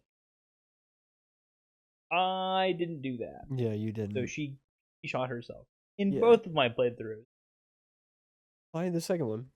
because I was like, I don't want to let her go. She's a criminal. You are fucked, aren't you? You are fucked in the head, huh? I- You are fucked. I was like, okay, because the first time I was like, I don't, this is the first time I didn't know that I had the option to like, because okay, in my first playthrough, I didn't talk to her. I was just like, because okay, so if you talk to her a bunch, it becomes easier to knock the device over. In my first playthrough, I didn't need any bonuses because it was like a 97% chance. Yeah. My stats were so high in that in the strength area. We just knocked it over, and then she was like, "I'm gonna kill myself," and then I was like, "I'm not letting you go." And then she was like, and the second playthrough, I was like, I don't want to let her leave because I was because in the first playthrough, I didn't arrest Klosiak. They're gonna get me. If you put me Oh, in the you system, didn't arrest her. No, I didn't arrest her Oh, in my first playthrough. Oh, so okay, you had a heart. Yeah. Yeah. I was like, I feel really bad. She's gonna get killed if she goes in the system, and then whenever you go back to, I think it's after the thing, Mhm. she leaves, like she runs away. Yeah. And then after that, I was like, fuck. So my second playthrough, I was like, no, not letting her. And then because I didn't let Fazia leave, I was like, I can't let Ruby leave.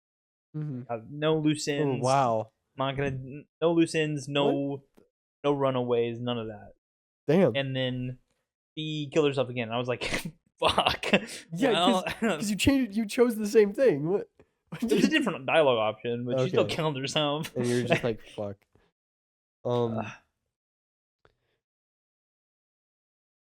At all. Yeah. Yeah. So yeah, you do that. You're really you go through like her tent that she has there, and her journal. Do you know? And if you let her go, she still doesn't like reappear in the game. She's out of the game. Mhm. Um. Then you said what happened on our first attempt.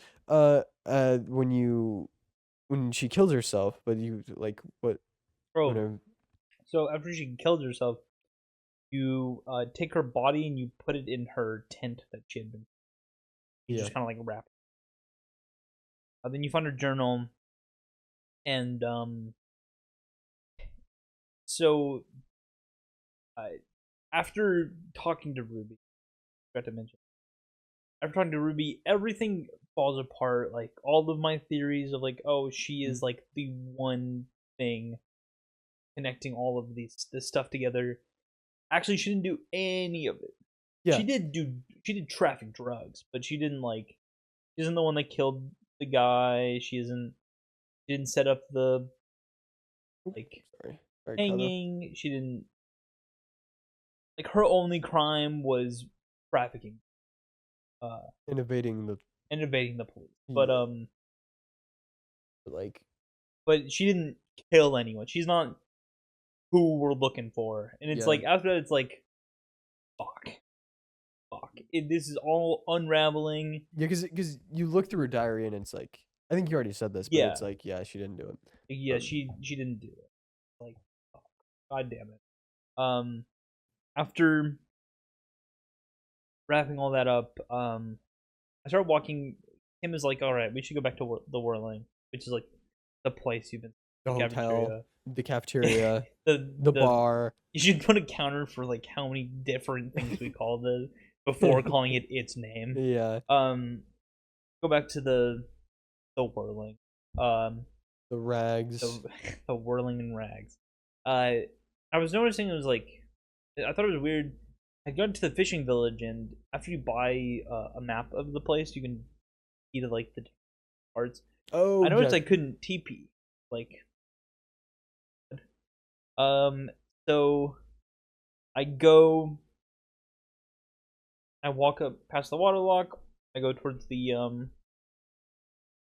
thing, and there's like one of the a thought bubble thing pops up, and it's one of the voices, and it's like, hey, there's something happening up ahead, and there are a couple different options, like, I'm ready, let's go, I'm scared, and Kim, what's going on up there? I picked like Kim, what's going on up there. We It sort of like jumps forward. We're like, me and Kim are like at the scene, and the mercenaries that have been hired by the company that owns the harbor had who had been hiding the whole time. It's like scabs for the strike. They have started like a tribunal, basically being like, okay, we're done waiting around. We're done trying to figure out who actually killed our guy. Explain that. Yeah, yeah. Okay. We brought it up. Because the guy that was killed was their captain. They're like, okay, we're done fucking around. We're gonna kill someone. And then you and Kim get in the middle of them, and you're like, all right, let's chill out. Like, you guys are drunk. This isn't gonna go over well. I sort of try to talk them down and stuff. In my first playthrough, it went horribly because my stats weren't correct for it. I didn't have like the stuff for it, so when I tried to talk them down, it didn't work. So they shot the gardener who God. who had been working with, who'd actually worked with the union and was like the lawyer for the Hardy Boys. So he shot the gardener. He got angry. He was like kept getting angry. I kept trying to talk him down. Kept missing checks. Shot like 2 more Hardy Boys. And then Kim is like, fuck, okay, we're doing this, I guess.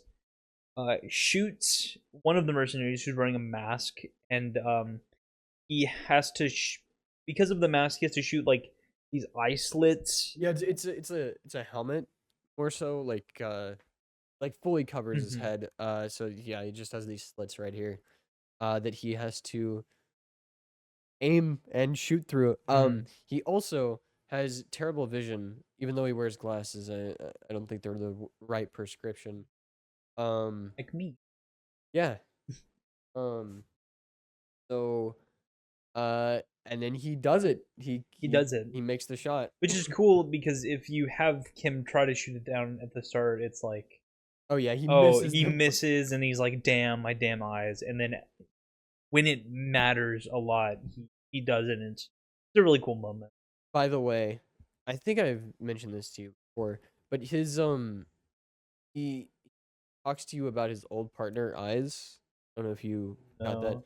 Have I told you this? No. Oh, okay. So if you, at a certain point, you can ask him about his like old partners, and tells you, that one of them, his nickname was Eyes because his eyes were so good, and he never missed a shot, and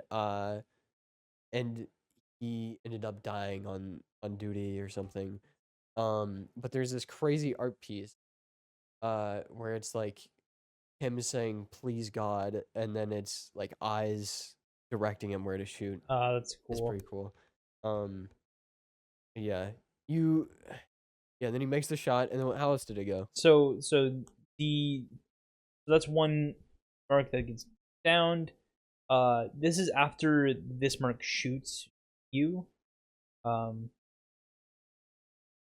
So the merc shoots you, Kim shoots them back, then the big guy mercenary, I think he shoots you. Go down, or the woman. Yeah, one of them does. Okay. It can go a bunch of different ways, just however it went for you. Oh yeah. So first playthrough, I get shot a second time and go down. I'm like out. there is uh, pitch black. It's the voices that keep coming up in like dreams and like the end of the game. Not end of the game. Like The beginning of the game? the beginning of the game. That's what I Yeah. meant. So like the voices keep coming up, and then you have an option. I selected like try to open your eyes, and your vision's all fucked. It's like black. There's like red in it. You can barely see anything, and like even the screen itself looks like it's cracked. Mm-hmm. And Kim is like checking on you after he shoots.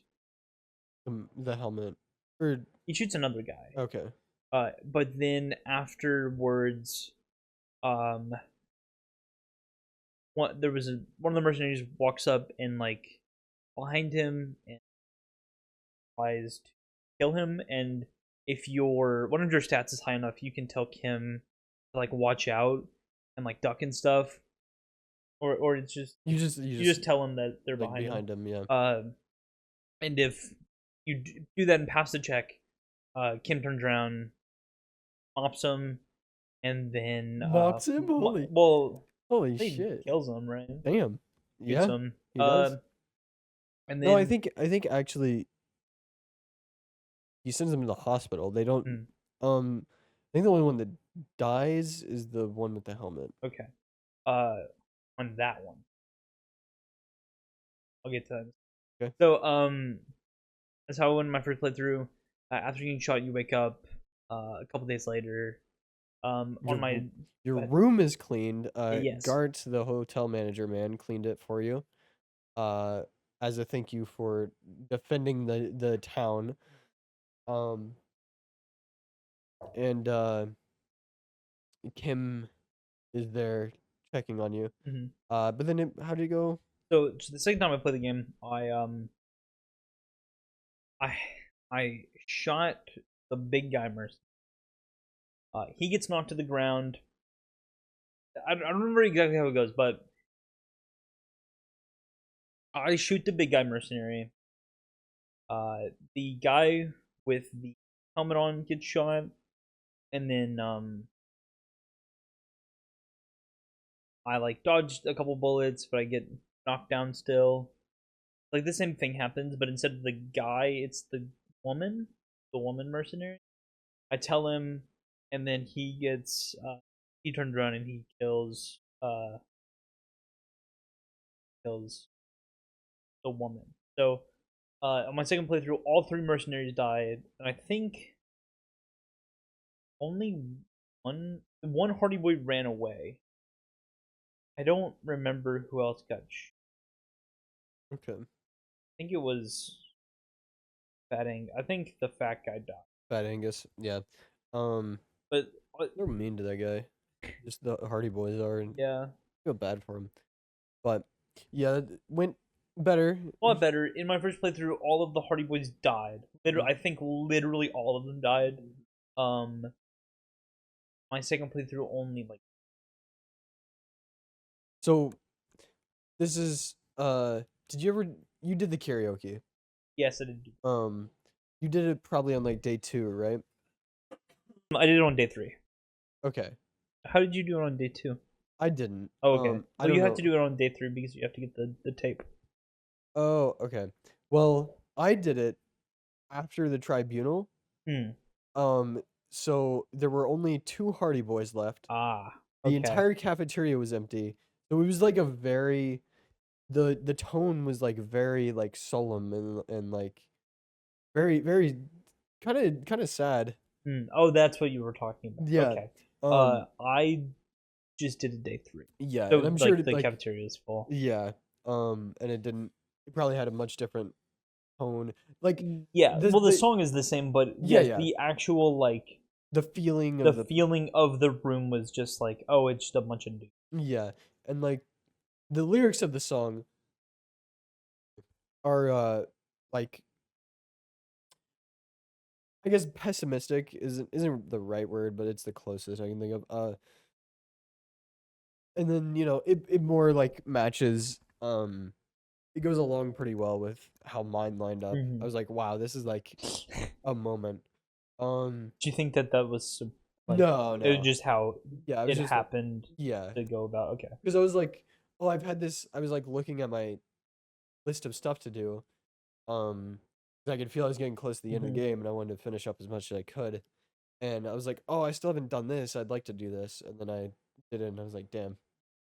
Uh, I might have save scummed a little bit to get the pass. I was like, I have to pass this. I don't know why, but I was like, I need to pass this. So I did that, and so yeah, you wake up.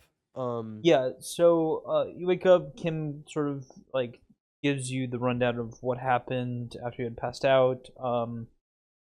This whole time you've still not found who actually killed the mercenary. You thought it was Ruby, not Ruby.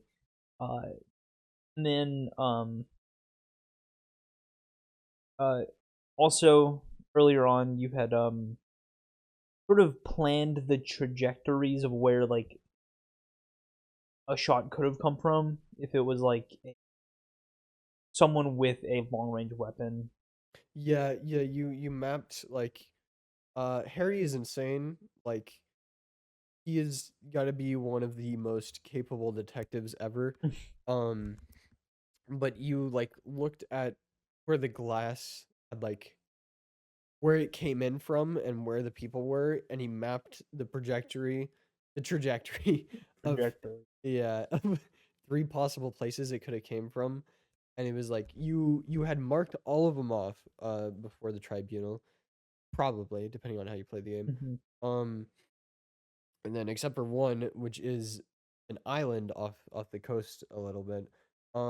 Which by the way, if you don't arrest Clausier, she leaves you a gift which you didn't find. I didn't find.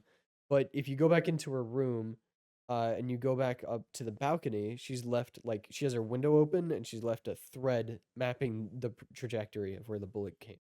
And it does go to the island. Um, Uh, so one of the options I had was like, uh, after Kim gives you the lowdown and you're like, all right, I'm good to go. Kim is like, oh, what do we do now? You'd be like, let's go to the fucking island. Which is like what I fine, did. let's go to this Yeah. fucking that's funny. Um, so you you make your way to you get on a boat, a little like Yeah, from the fisherman village, you yeah, borrow one of the the one that you residents. sold out. We can move past that. I never You will. move. You borrow one of the residents' boats to go to Not the for island. long. Not a resident for long. One of the residents. Chill out, man. Let's get to the end of this. So you borrow that to get to the island. Mhm. And so what do you have Kim do? What do you do while you're Oh, going? Kim drives it, and I just stand there. You just stand there. Yeah, did you do the boombox thing? Oh yeah. What You did did. You didn't do the I didn't boombox? do the boombox. I thought it Oh was. my god. I thought it was inappropriate. Inappropriate. Okay, well you gotta remember my state of mind. So my tribunal went so bad that I was like, Oh. holy fuck, I just needed, I need to end the game. Oh, The game needed okay. to be. Well, you stand at the front of the boat with your foot like propped up, Mhm. like you're Christopher Columbus You on do the that Delaware. even when you don't have the Oh, boombox. okay. Well, you do that, and Mhm. then you have the boombox like this, and it's playing Sad FM or whatever. It's Sad Rock FM, one of those Mhm. two. And I have the song playing in my head right now. It's a banger. And then it plays the entire way you go there. That's really- Was it just silent yeah. when you went? It was like a full like 3 minutes Well, of silence. it's not silence. There was like ambient music, but it wasn't Okay, like music. but it made you watch it for 3 minutes. The cutscene of you like paddling to the Yeah. You go from the fisherman shack all the way up. Yeah. yeah. So that would be an entire song if you had the boombox. That's ambient music. Ambient music. And I think it helped the The mood. mood. Okay. Yeah. Because it was like, I am in a state of distress because of the events that just happened. and then it's like this sort of somber ambient music is playing, and it's like um it's playing into the feeling, and like it's like I it, it feels like I'm approaching the end. And crazy enough, you are. Yeah. So you get to the island. It's pretty. You find out it's a destroyed fort. Um, and you go inside. Uh, you're like, wow, someone has been living here because Yeah. there's like Yeah. a couch, food and stuff Mhm. like that. There's A more bunch of books. more Yeah. communist like ideology books. I don't know. And you in order there's like a door on the left. In order to go out the door on the left, you need to get a gas can, fill a generator up with gas, and then open the door. Uh, and then there's a couch, which I have stated like 3 times now. Yeah. It Yeah. may be important. I don't know. So you go out to the right, and you find a gas can, and you find what looks like a sniper's nest. Yeah. So you can look out of the sniper's nest, like the view, and the view matches exactly with trajectory um from the island. You also find, I don't know, I think it's the gas can, just the isn't it? gas can. You find Uh, the gas can, go back and open the door. and I like the dialogue options when you look out. I don't remember them exactly, so I guess I didn't like them that much. But um, it's uh, like God damn it, or like and like we got him, Kim, and something I like did that. that one. We got Yeah. him, Kim. Um. Also, like the the music on the island is got to be like top 2 songs for me in that game. It's so good. Just like the ambient song. Hmm. Yeah, so you go back inside, fill up the generator, and on your first playthrough, you didn't you have an option to you interact with the couch, and one of the voices in Harry's head is like your body is like falling apart. Hmm. You're like exhausted, Yeah. and Kim tells you if you need to take a nap, you can. Like I won't judge you. And then you didn't on your first playthrough. No, I didn't, because I was like, maybe it, because I thought of that as like, oh, I need to skip to the next day or something. But it was like literally like, oh, I'm gonna go to sleep Yeah, and no. for the next day. And I was like, I don't need to do No. You have a crazy dream that. again. Crazier than the first day, I would say. Um, so you you go to sleep. You wake up and it's like evening time, nighttime. And you walk outside and go towards the like next to the coast, and you get a thought that says do it, like walk into the water. And so you do, and you come out the other side. You just walk straight across, and you see. By the way, once again, on the first time, we also forgot to mention this. So Harry as a whole, he had. My God, we didn't even mention like he had alcoholism problem, like how he lost his. I did mention that. Okay, it's been so long, I forgot. Yeah. So yeah, he has that. He also has an ex-wife problem, not even wife, sorry, ex problem. Um, and he's very distraught over losing his ex. Um, because it sounds like she was in an abusive relationship with him, and he left. Uh, and hasn't gotten over it. It's been 6 years. Um, so he has like dreams about her all the time. Like that's you can really have it to where that's like all he thinks about. Um, but you see her, and not a whole lot happens. Um, pretty sad on your second playthrough. What, you remember much? Oh, I actually went and loaded a save from my first play. Okay. But there's an option to kiss her, and Yeah. then I did that. Even though I thought it was like it was kind of weird, but I want to see what happens.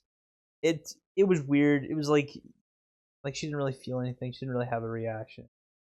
Um, I think there's a line where she says something about an abortion.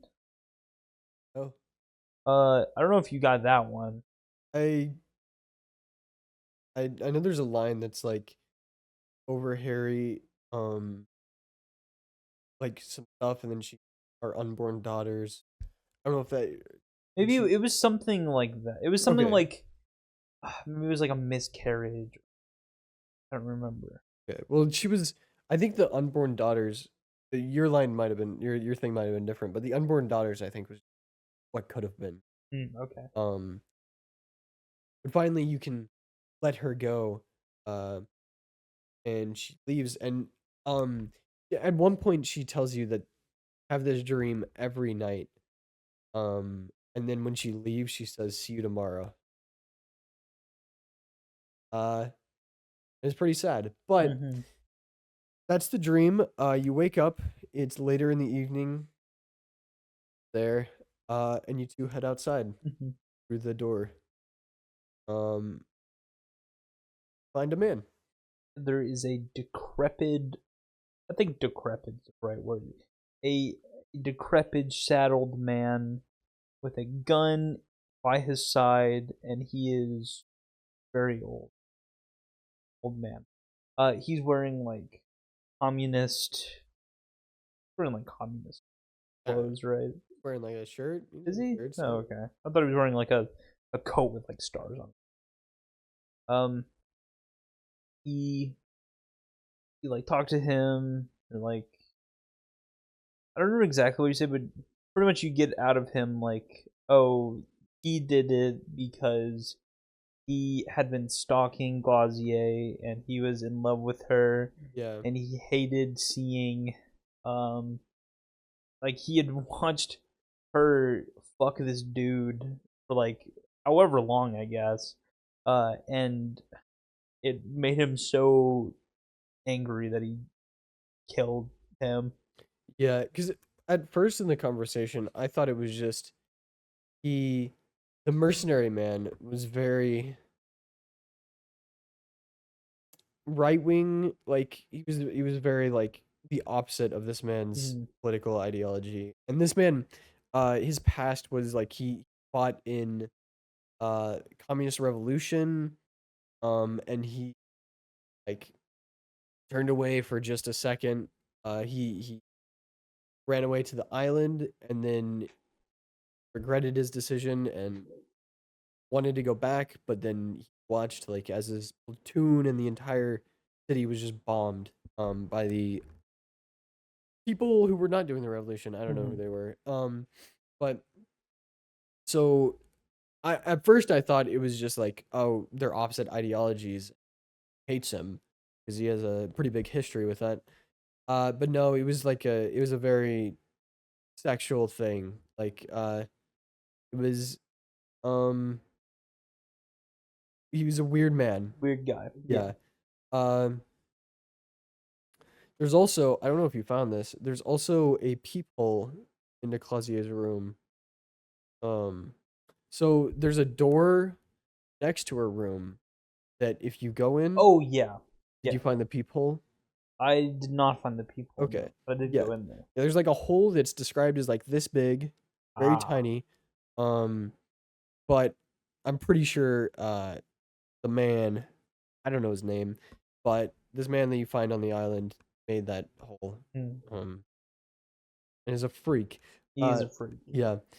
But you talk to him, um, and like why'd you do it? You find that out. Um, anything of note that you like thought of while talking to this man, or that you want to say about it? Um Any thoughts? not really like alluding to No. Oh, okay. I'm just Oh, wondering if no, you. not really. I will also say, I was experiencing all of this at like 3 in the morning after playing the game for like 5 hours straight or something, because I had gotten so immersed that I like couldn't stop playing. Hell yeah. But I was also so tired that I like could barely keep my eyes open. But yeah, you talk to him, and he slowly starts making less sense, uh, until he basically completely shuts down. Um, and then there's several perception checks. Uh, I think eventually, I don't. You might be able to just completely fail it, but you see, these reeds start to move, and then cryptid.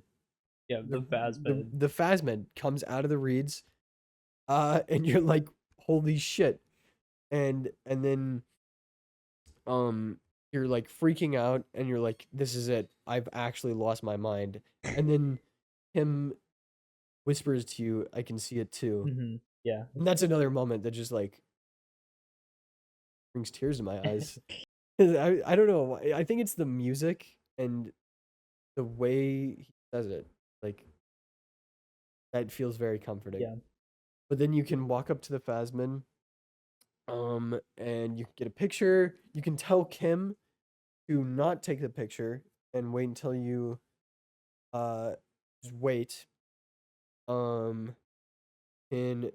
try to go up and touch it. Even you can You can talk probably to say some it. stuff. Yeah. That's when you try to go up to touch it. Oh, okay.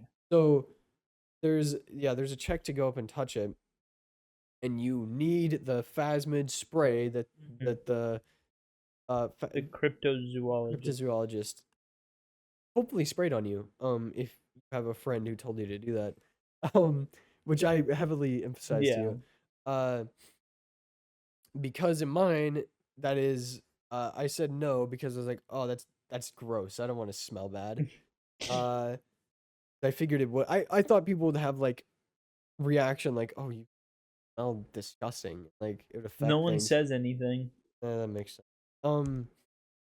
So yeah, I said no, and it is impossible to approach the phasmid if you don't have it. So I had to go into, what is it? Console. Console. The Yeah. console. Had to go into the console and put in a line of code that I found on Reddit, to say that I had the spray and experienced this. I was not going to play the game again just for this. So you approach it, and you can talk to it. And anything of note for you? You didn't get a whole lot out of this, did you? Conversation. Again, I was very tired. I don't really. So you can ask it stuff like, how do you experience the world? And it says like through like burning, a flash of like burning images, um harsh smells, something like that. Uh and then the responses to that are, you're the kind of animal I want to be. Um Something else, and like, what the fuck is happening to me? Yeah. And then, you're the kind of animal I want to be is a reference to the one of the first things in the game.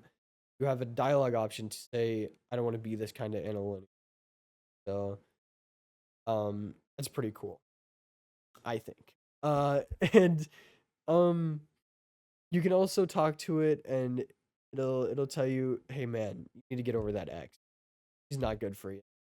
And also, it tells you about the pail. Playing in a minute. And that's pretty much it. It's just like, oh, I eat reeds, and it's just an animal. But basically, uh, this creature uses like some sort of like, I don't know if it's like chemical or like weird thing to camouflage itself. And because this communist man had been around it for so long, you're not meant to be. he had just gone insane, and lost his mind Mhm. at that moment. Um, and then that's pretty much most of what you say to it. It says a lot. Like every line in this game is a piece of art. It's crazy, but we're kind of skipping over it because I remember a lot of we've the first time we recorded again, it was like 3.5 hours of just explaining shit. yeah, like we've tried to go over this quickly because we have lives. We can't talk about this goddamn video game for this long. Especially since we've already done it Yeah, and the recording fucked up. yeah, So yeah. Unfortunately, so then you can get your picture with it. It is one of the most beautiful images I've seen. And then it goes away, and you and Kim leave the island to go get like help to arrest this man. And then you come back and uh, come back and a there's a couple people standing there. There is a man in there's a man in a suit and sunglasses. There's a man in a suit, and then there's a woman in a police uniform. Um, so the guy with sunglasses starts grilling you, and he's like, "You're a fuck up. Like, what the fuck are you doing? Like, you need to really get your shit together." And basically he's just like, just calling you a piece of shit, like fucking loser. And then there's a couple dialogue options that you have. Well, after he's like, "What have you even fucking done here?" And then you can like explain like uh little things that you've done, like, I investigated, I solved a crime, not a crime. I I solved solved the the case. case, solved the case, solved the case with like the guy on the boardwalk that died, Mhm. and just like a bunch of other like little things. And you can be like, "Oh, I discovered if you did take a picture of the phasmid." I mean, you could say Oh, you this can no say matter it on this. Okay. what, You can say that you discovered a species, and then if you had taken the photo, you can show him the picture, and then he's like backs off your case a little bit. yeah, because you discovered a new species. Yeah, he's like, I guess I'll let this go. I guess it's fine. Yeah. And basically Kim like backs you up the whole time, and he's more lenient to Kim than you. Mhm. And he's your old partner. He is your actually your partner. Yeah, that apparently before you had come to do this case, you told him that that he was cramping your style, Yeah. and that he should fuck off. And yeah, so Kim is he's from a different precinct. You guys are from different sections. Revachol, probably. Yeah, just different like jurisdiction, Yeah. like police. Yeah. So this guy is from your jurisdiction, actually your partner. But basically, if you go the good ending, you convince him that you're good enough to stay on the force. And you can even convince Kim to join your jurisdiction, your Your precinct. yeah. And so you guys are gonna go off together to that And precinct. solve crimes and get married and kiss. Hell yeah. That was Disco Elysium. That was Disco. Well, That was pale. well. You know what? I'm just gonna insert the clip of me explaining it before. I'll insert those clips. Sorry, the audio will be worse, but that's what we have.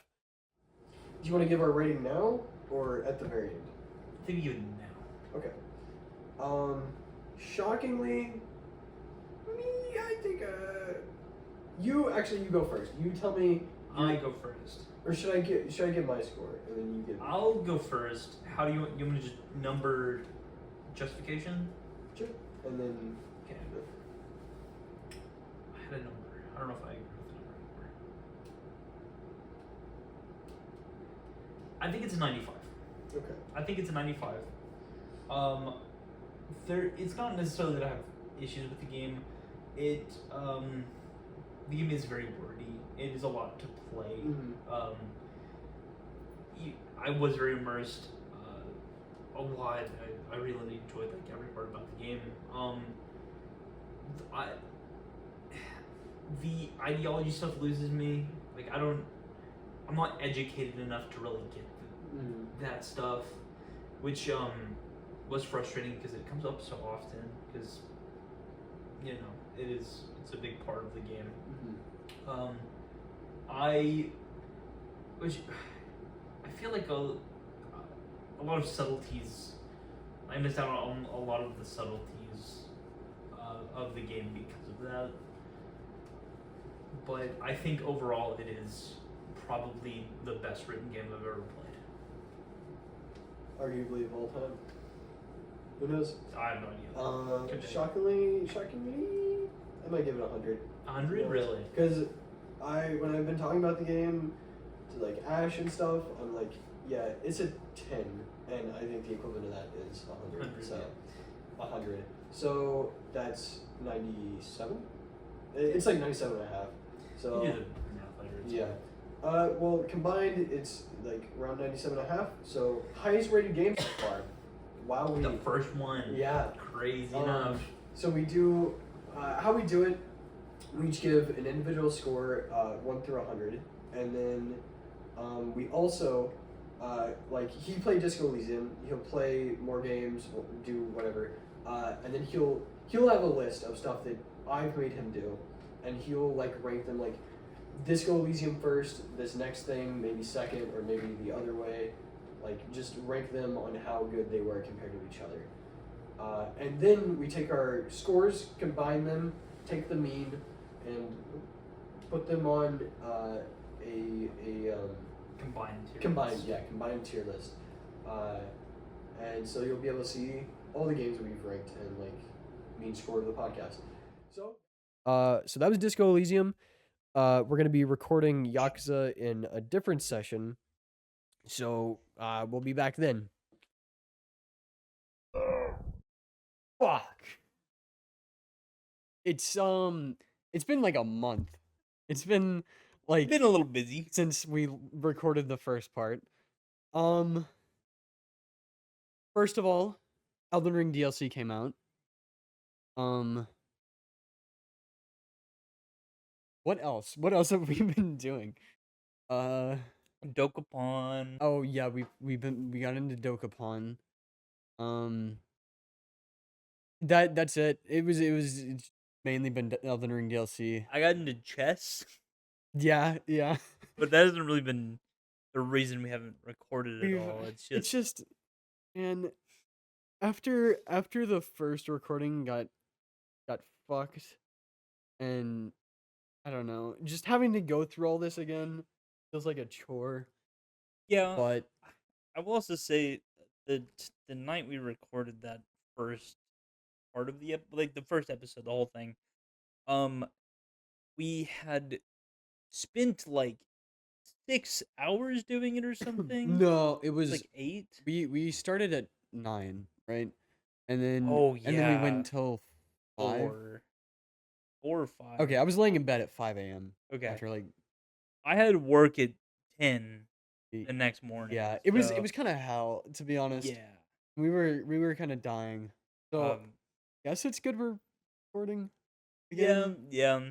But it is just gotta go through all the same shit again. It's a little annoying, but Okay.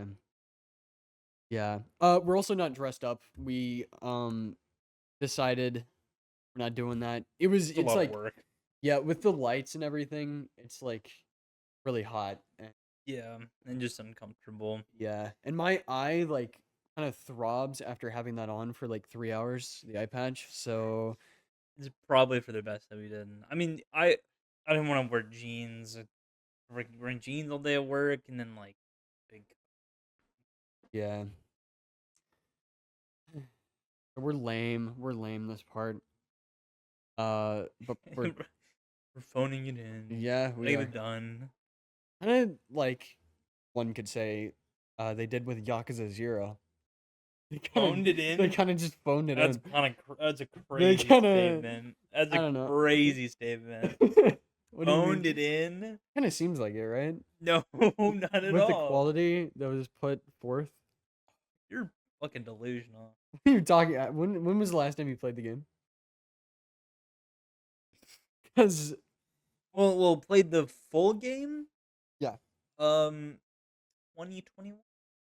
yeah, so it's been like 3 years. Yeah. So it's been like maybe 2 or 3 months for me. Yeah.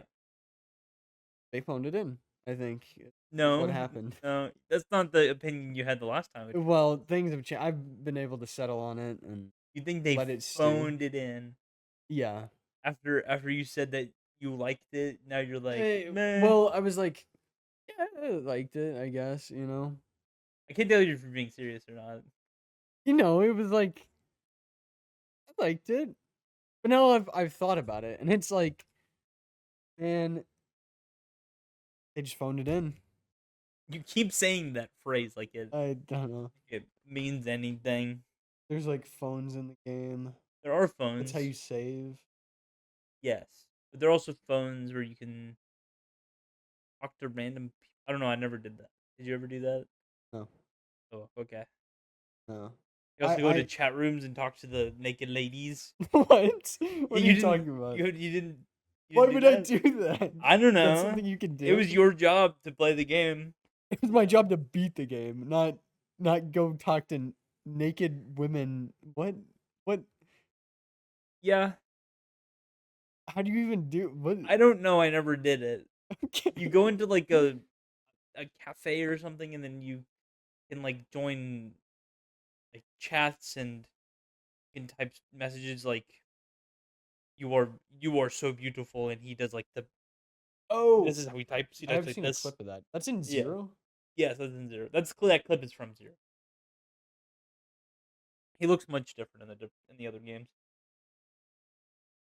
Wow. Much different meaning he either has different clothes or a different type of facial hair.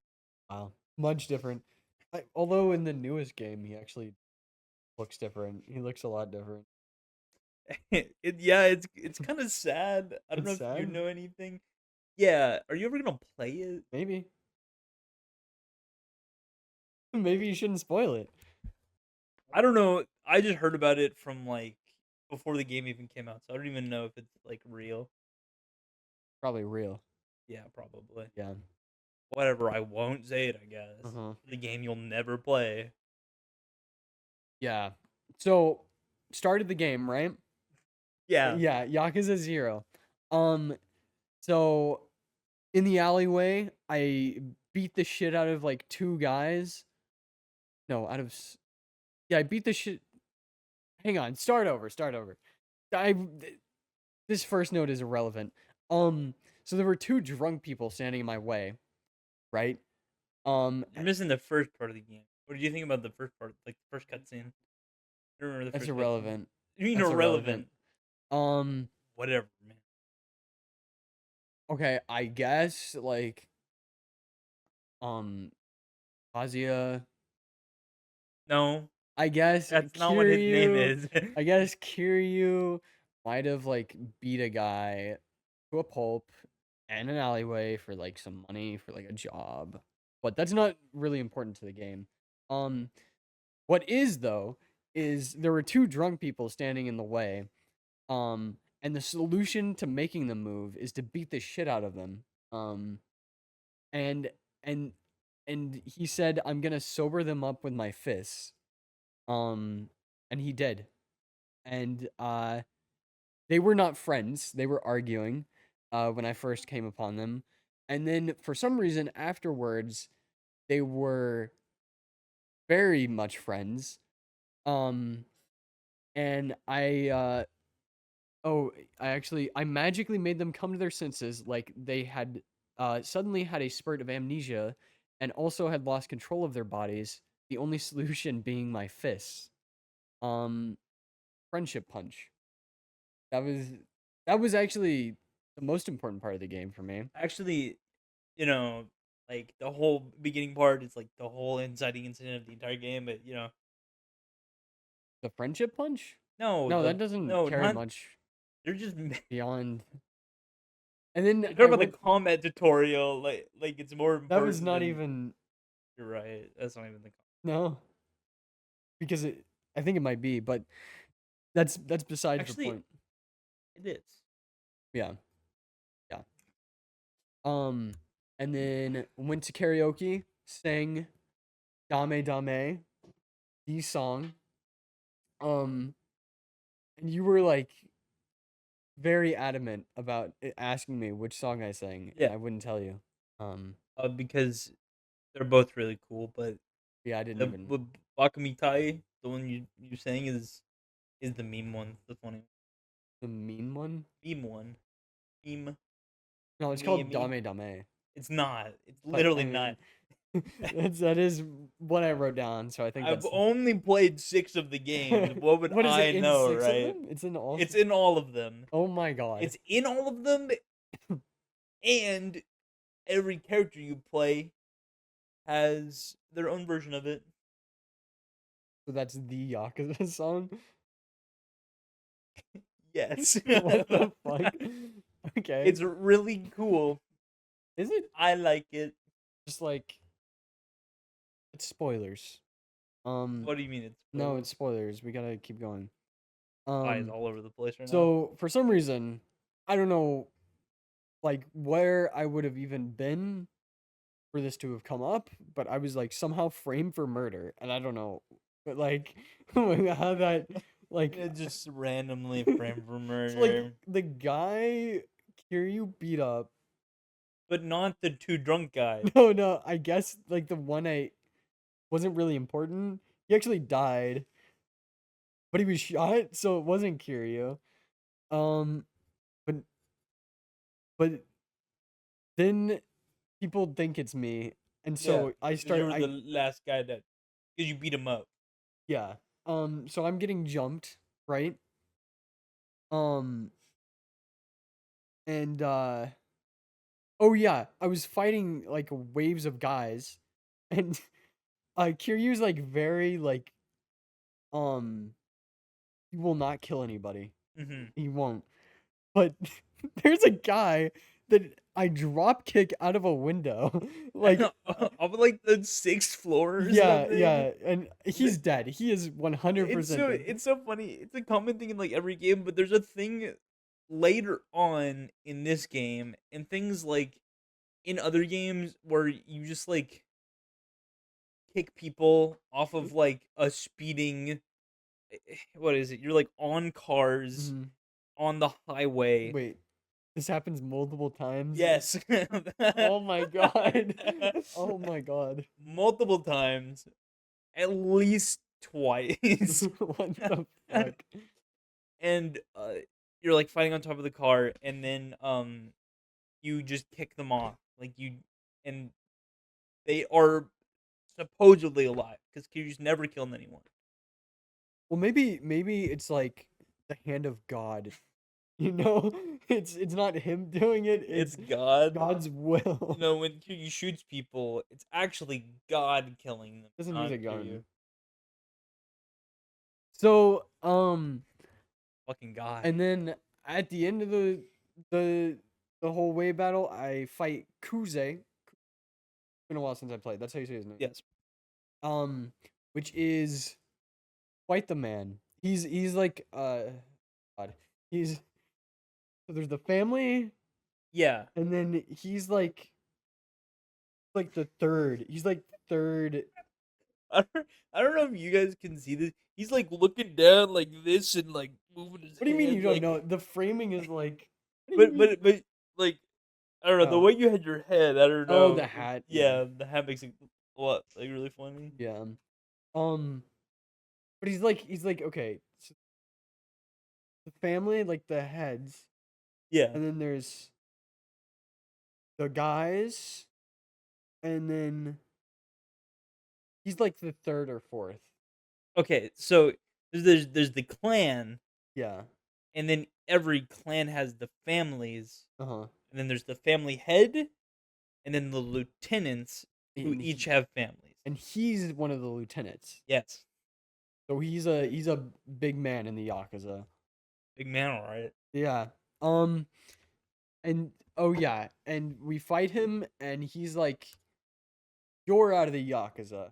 And so that's why he kicks my ass, right?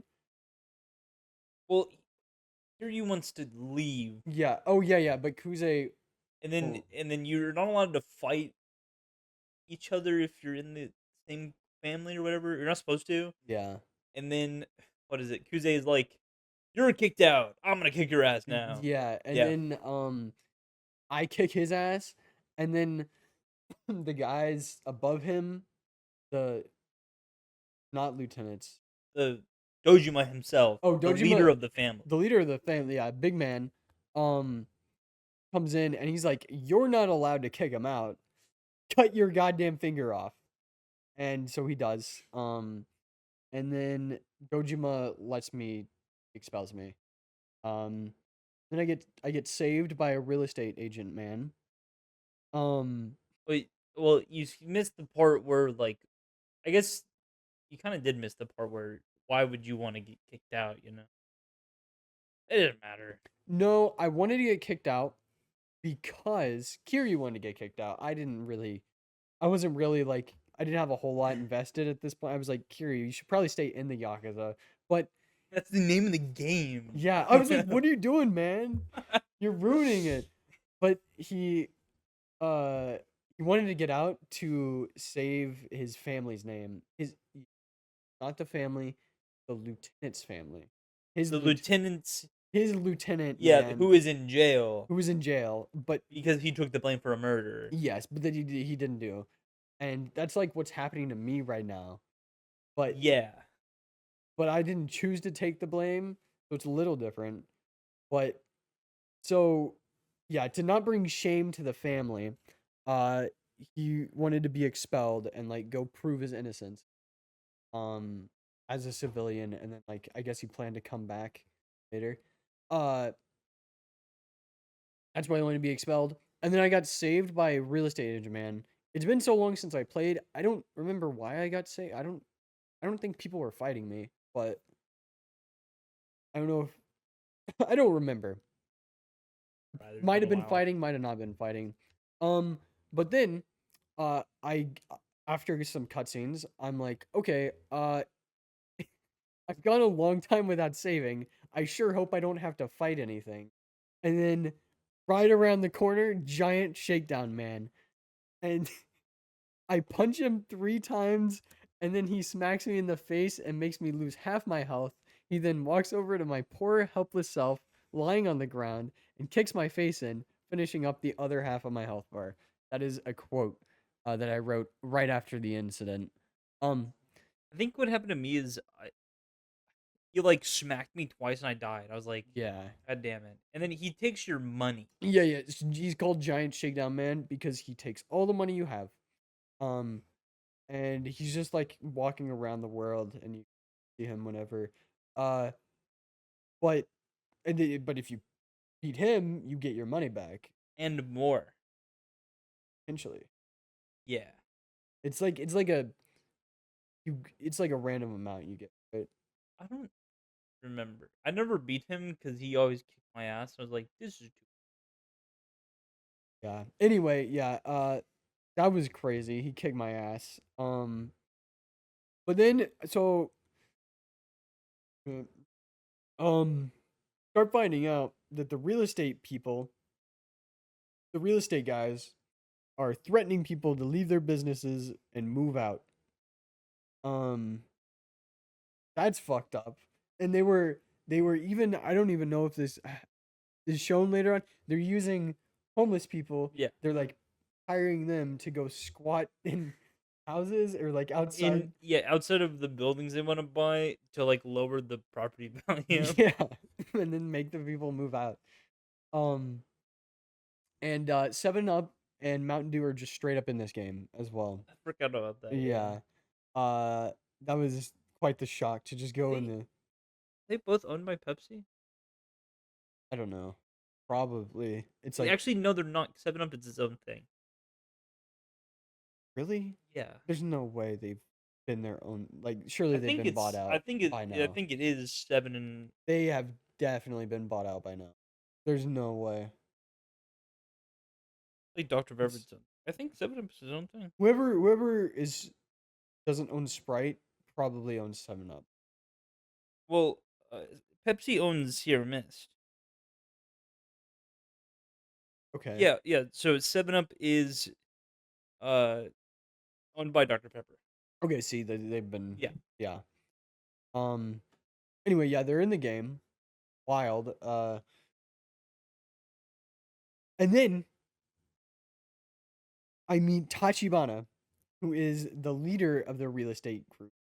And I wrote he can turn off the city power question mark because he's like, let me demonstrate my power, and he's like, and the city lights go out as he moves his hand, but then they come back on after like a couple seconds. And he's like, but I'm not strong enough or whatever. I'm like, did he have people like, all right, now shutting off stuff, or like, what is he? Yes. He doesn't. I don't know. so I guess goofy. he had this old thing like planned out where it's like Okay, Kiryu's Kiryu's gonna come. Kiryu's gonna get here like this time, and then I'm gonna do this, and my guys are gonna know to turn it off. It's never explained, He doesn't but have it's like like magical powers or anything. no. It's never explained, but it's like it's supposed to be cool. It was, but Yeah. then I was like, that arm that he has, like, is that? Because he has like a glove on, like Yeah. only his right hand. Yeah, and I was Which like, it's also never explained. I don't know why that is. Is it because he has isn't the tattoo? Yeah, Tattoo's I right think there. that's where that. Yeah.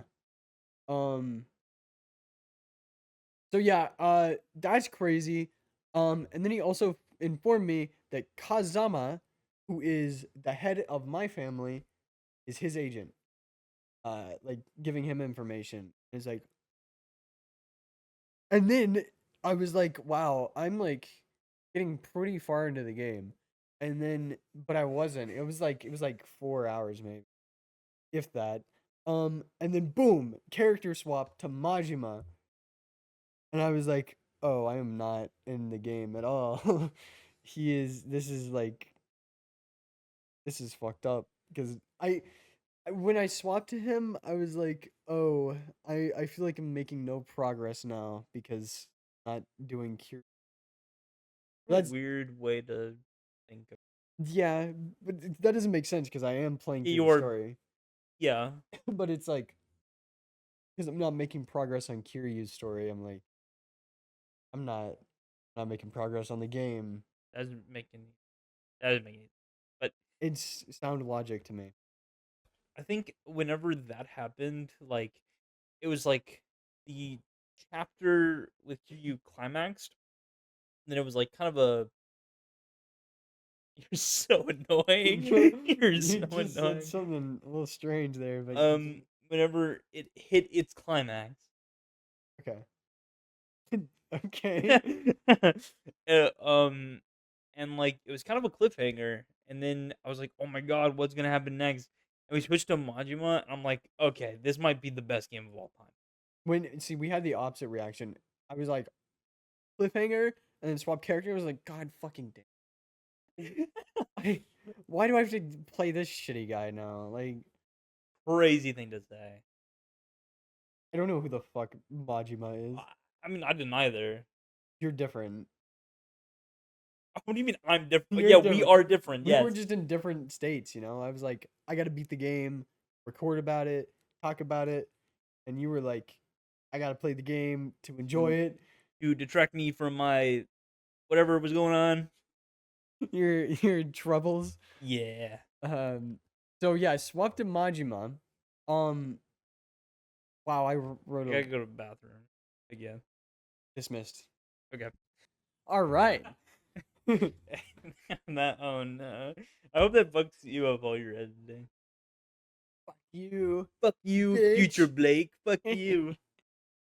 That's to me in a year. A year? So Majima is the owner of a nightclub, like the nightclub in Don't fuck it up. Tokyo you- City. No. Not I even don't close. know where they. Osaka. like Japan. Yeah, it's all set in Japan. Funnily enough. Okay.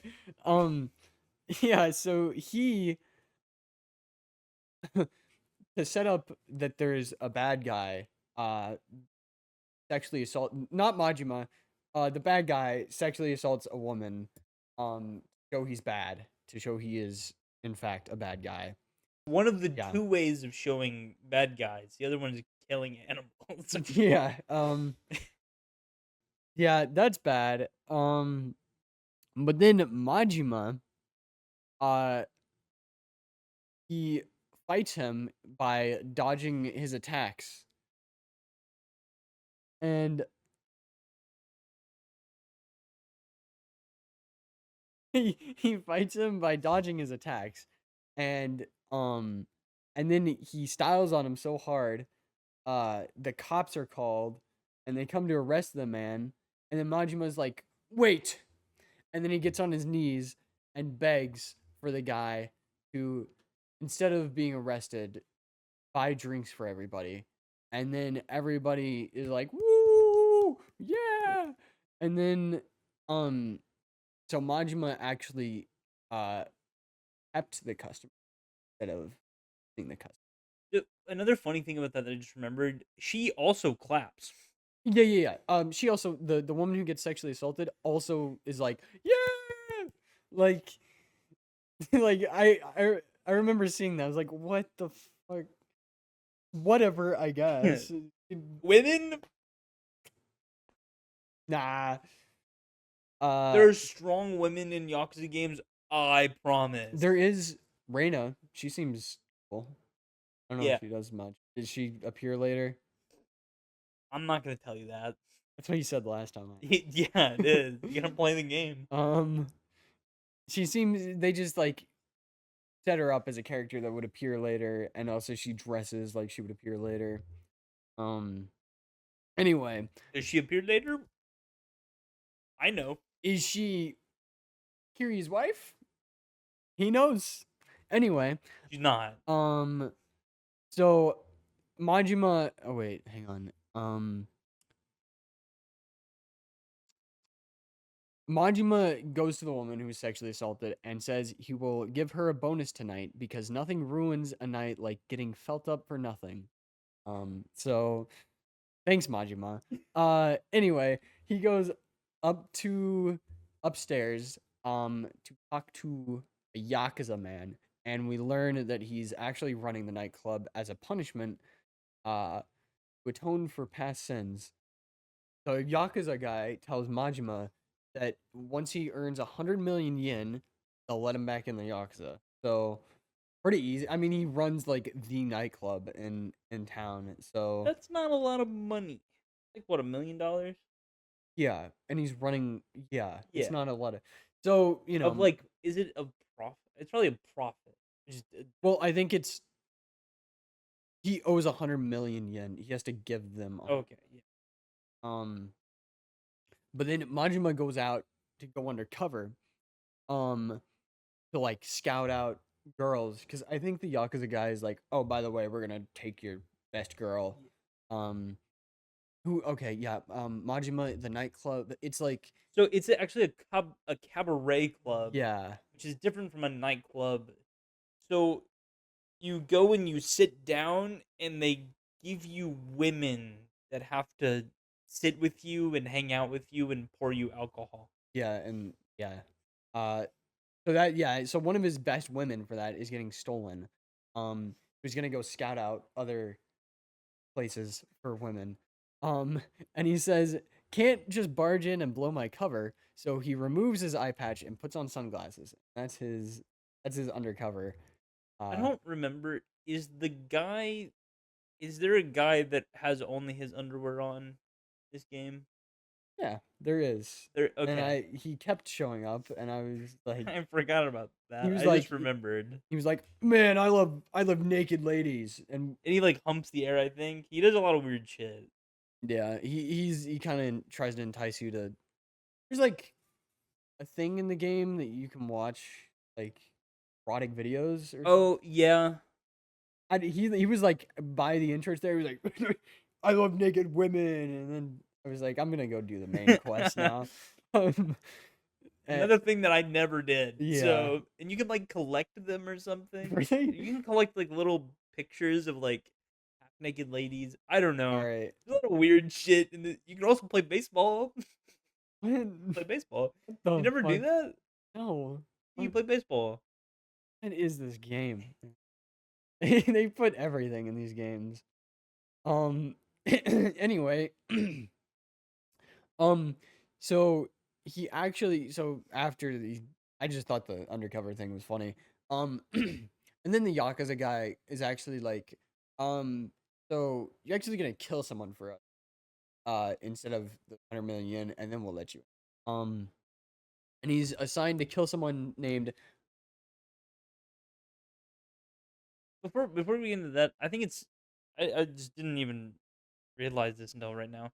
The like prequel to the whole series, like the two main characters are not even in the Yakuza the whole game. Yeah. Yeah. They're in the game called Yakuza, they're not in the Yakuza. Yeah. Don't they get in it at the end? Oh yeah. Yeah. But like like in the whole game, yeah. That's why I was like, why is it called like this is called Yakuza, man? We're not even in the Yakuza. hello Kylo. Asshole. So yeah, he's assigned to kill Makoto. Yeah. Makoto. So oh yeah, so he's like going around investigating, like trying to find out who Makoto is, and he gets like information that like Makoto's like taking in women who like need help, and it sounds like he's a really he's just a good guy, and I'm like, wow, Majima, I don't want to kill this guy. Trying to eat the cord. What I mean, he would try to eat the cord. would and but we do find him. And he is owner of a chiropractor place,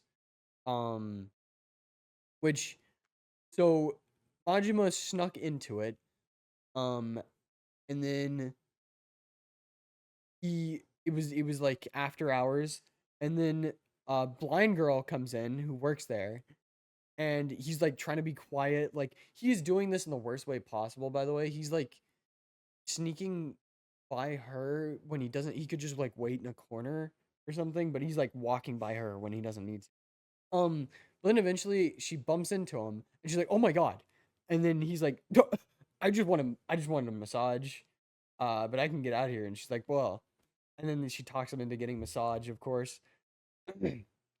And then Makoto comes in. Yeah, he comes in, and then he's like, "What the fuck?" Well, I think she gives him the massage, and she's Oh, like, well, "Hey, yeah. you have like a lot of scars and stuff," and then he falls asleep. I think, or does that happen later? Falls asleep, but that's not relevant. Okay. Anyway, he's awake when Makoto comes. Okay. And then like he knows that Makoto's gonna like they see each other and they know what's happening. So Majima grabs the knife and they start fighting. Well, Makoto tells the girl to leave to go get like something, and then they start fighting, and then boom, the Yakuza comes in, and then the blind girl's there, and then actually Makoto is the blind girl, and then the owner is shot in the stomach. He's dead. So the notes are owner shot and dead. I just saved real girl Makoto from Yakuza kidnapping her. Things are complicated. And then someone at some point says, "Holy shit balls," and we escape the Yakuza. And we escape the Yakuza that we're running from. And then Majima is alone with Makoto, and he pulls out a knife, and we're left on a cliffhanger on whether he's gonna kill her or not. Personally, I was like, surely not. But maybe, who knows? He really wants to get back into Yakuza. He does. He Bro, doing. Go ahead. Mr. Bad. What do you have to say about Yakuza? On mute. He does all this yapping, and when we bring him on to speak on the podcast, he shuts up. He's so fat.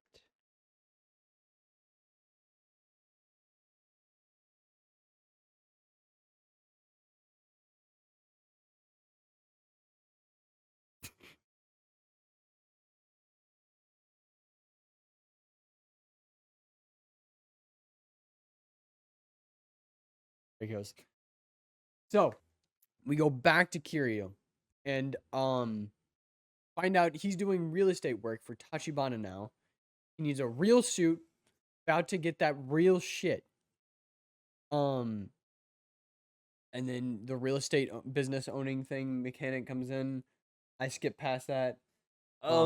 It's really important. For like a main side quest, right? Yeah. So every game has a main side quest that is directly related to like getting more powerful. Yeah, Like, didn't you say you get like a whole nother style? yeah, you do. A whole nother fighting style from Yeah. it? That's You get a style called Legend, and you can only get it if you complete the main side mission in Zero. that. Yeah. Yeah, because they were like talking about it like it's really important. And I was like, oh, this is like this is just the main story I'm gonna have to do. It really, because it's like it was like pages. It was like 9 pages full of text of explaining stuff, and I was like, I don't want it. This. It's I like also 2 a.m. didn't do this. Yeah. So that's shown. I skipped that. Oda, who is one of the real estate mans, actually Tachibana's right hand man. He walks into the bar that I was in, beaten to a pulp. Awano, one of the Dojima family in it, walks in behind him. Awano says he wants Kiryu to set up a meeting with Tachibana, and he plans to kill him. And all this beef is centering around this place Kiryu murdered this man. He didn't actually murder this man. People think he did. What is it called? The Empty lot. Empty lot. It's all centering around the empty lot. So now Kiryu's on the run from the Yakuza because he ran away and he has a death sentence. Kicked Kuze's ass again in the sewers. Because I was tricked by a woman who was paid off by him or worked for him or whatever, and she was like, "Oh, here's a shortcut to get away from all the Yakuza." Waiting for me. He drove a motorcycle with a metal pipe at me, but instead of Kiryu ducking or getting out of the way, he went to the guy on a motorcycle with a metal pipe coming.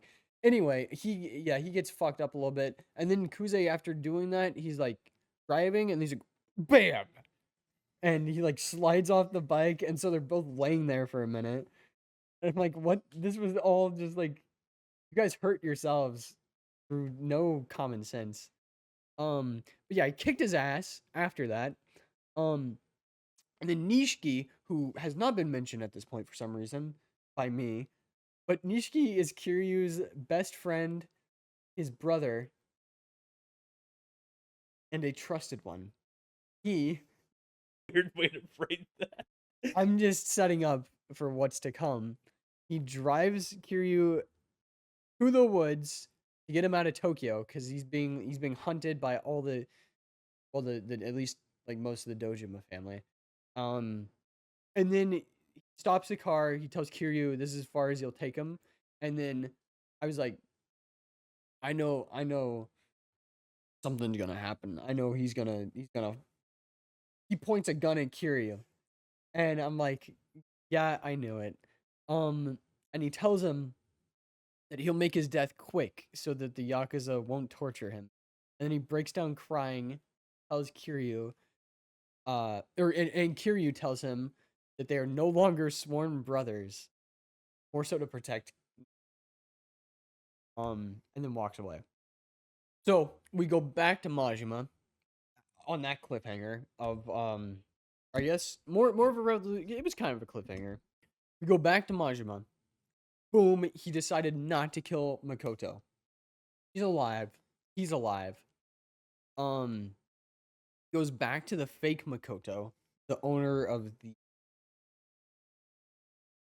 chiropractor. Yeah. He lived because he was shot in a non-vital location. His name is actually Lee-san. And also I go back to get information on a man they are looking for. Him and Makoto. He tells me that he has a bat tattoo on his arm. He also tells me that Makoto has been through hell with terrible people and has went blind because of the trauma, and now they're trying to find the guy she remembers. The last thing she remembers, that tattoo. So Lee-san had a plan to fix our situation. Tells me that he found Makoto's body double, and if we kill her and fuck the body up a little bit, we should be all good. But then Majima says hell no and beats his ass. I forgot about that. They fight. And then the next morning, the body double is found dead, and people believe it's Makoto. And then the man who did it calls Majima and tells him to meet him at the Grand, which is the place Majima owns. So Majima goes there, and the guy reveals his name, Ishitani, and Majima also beats his ass. That fight's crazy, by the way. That's the one where he's like on the floor and he's like, Yeah. Yeah. And then we go with the lie that I killed Makoto to appease people, particularly Yakuza. They immediately, oh my god. And then they immediately do not believe me, and Lee-san, Majima, and Makoto are on the run. Lee-san goes to start the escape car, and it explodes. And everyone's on the ground. Lee-san is dead. Yakuza man is about to kill Majima and Makoto, and then a mysterious man shoots him and knocks Majima out. Backle to Kiryu. nice. They set his fucking apartment on fire. So he goes and beats the shit out of Yakuza. Again, man is 0-3, give up. God, I did not like how much I fought him. Half the boss fights in the And it's amazing. It's like rivals. I thought it was lame. I thought it was awesome. They start beating me, the Yakuza, but then Tachibana saves me with his badass sports car. And then after we get away, Tachibana passes, not away but out due to a bad kidney. Go to a hospital. And then he's unconscious. And as I'm leaving the room, camera pans down, and his fucking arm has the fucking bat tattoo. And I was like, that was the biggest like moment for me. Really? Wasn't like you didn't do that with anything else? That was the biggest one. The biggest one. And that was the first one where I was that shocked. The first one, really? You were like, oh my god, Lee's fucking dead. You're just kind of like, I was like, but then for the bat tattoo, I was like, you know, Yeah. Well, Lee Sin already like faked out his death, kind of Oh, like Leeson. it's like they're both Chinese characters, and they have like they decided to name them very similar things. I don't know if Lee is like a common. Well, sure do it's you a know co- why his name is Leeson? He's blind, so you have to listen. Listen. That's not real. It is. That's I'm no, not even. I'm not even that's fucking not with you. real. That is not. I wish I was. That is not real. Look it up in post. No, I swear to God. that's not real. Put it on. Put it on God. Put on God. That's not a That's good not- thing to put it on, but you know. That's not even. That can't be real. That's He's blind, so so stupid. you have to listen. What the fuck? Anyway, Lee San, well, like already faked out his death once. It was like, Yeah. You're like, eh. yeah, and then he I'm kind of gonna like die. he like kind of wanted to like brutalize, like murder and brutalize an innocent girl. Well, to save Oh yeah, the person he was. yeah. The means he did. I'm But not. I'm not defending. I'm just saying his thought process. I know what his thought process. He wanted to beat the shit. He wanted to kill a woman and then like throw acid on her face and beat her ass. While she was dead.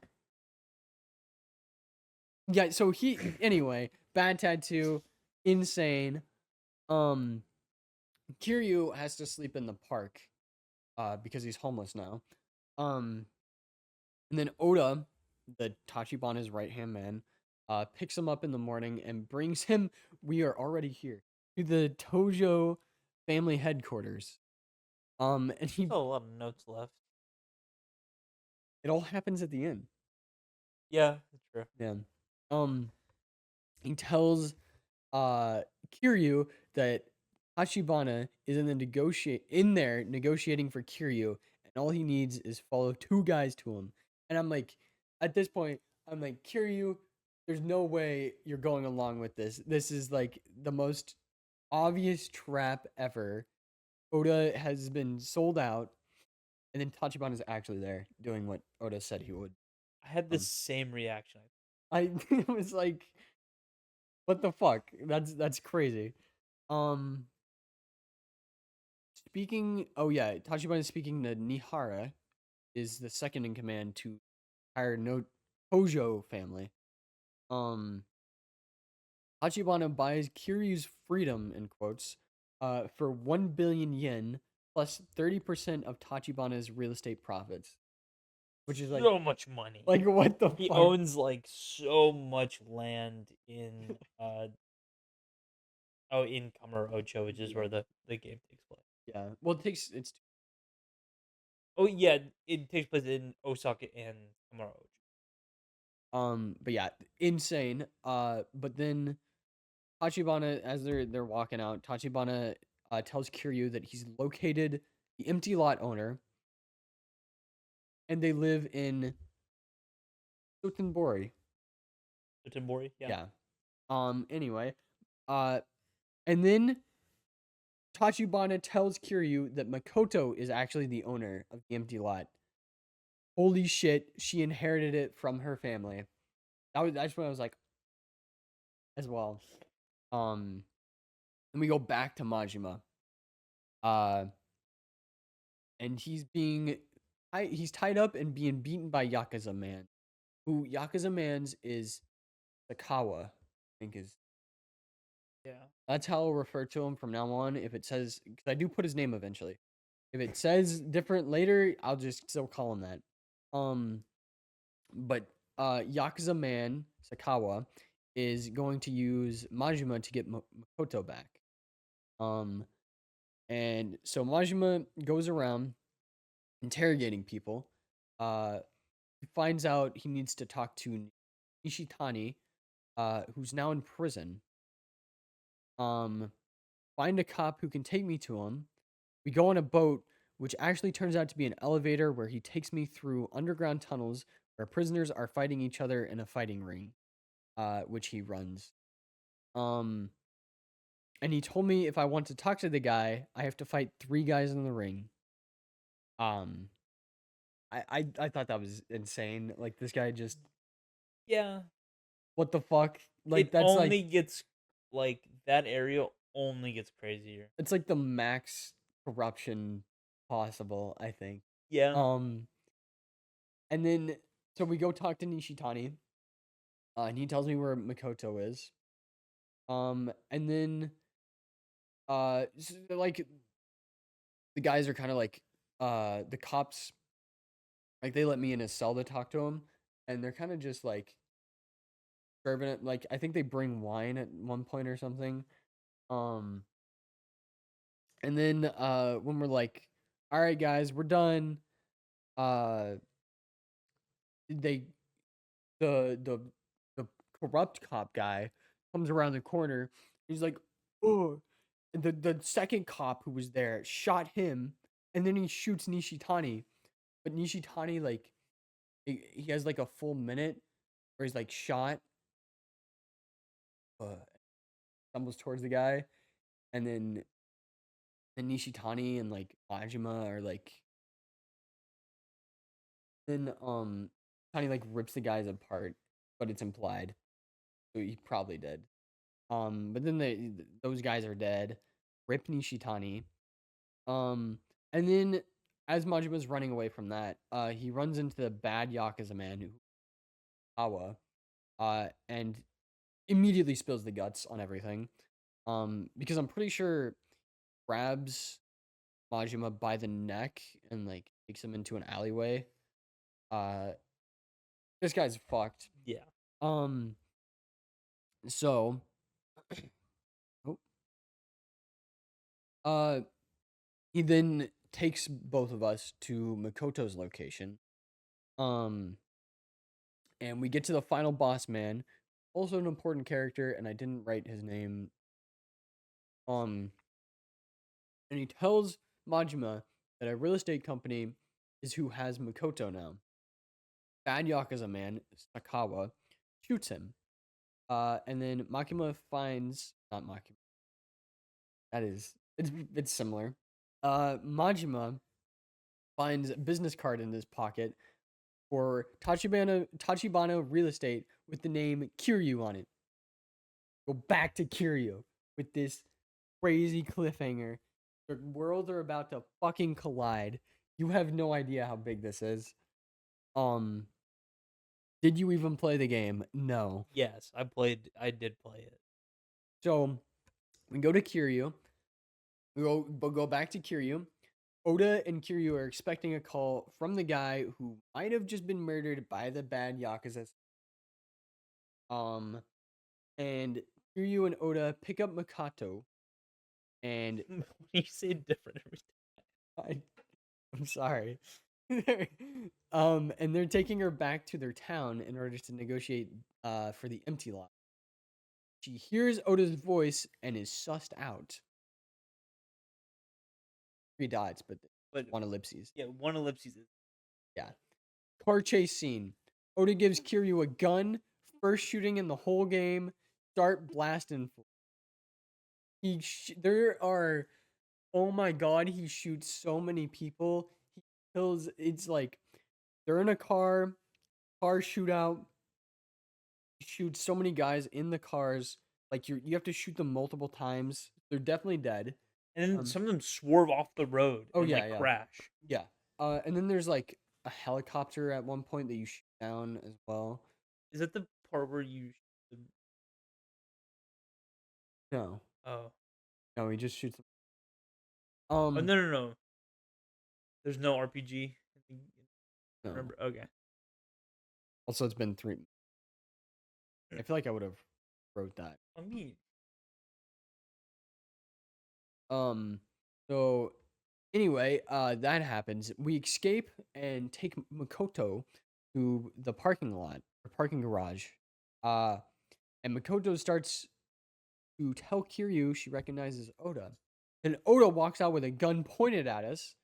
Makoto and Kiryu overpower him, find out he also has the bat tattoo. And he tells us he sold Makoto to the Korean mafia, who are the people who tortured Makoto. What the hell is happening? So, it is in this game. Yes. Oh. So there is a part of the chase scene is there's a helicopter that shoots a rocket, and you have to shoot the rocket out of the air, Hmm. and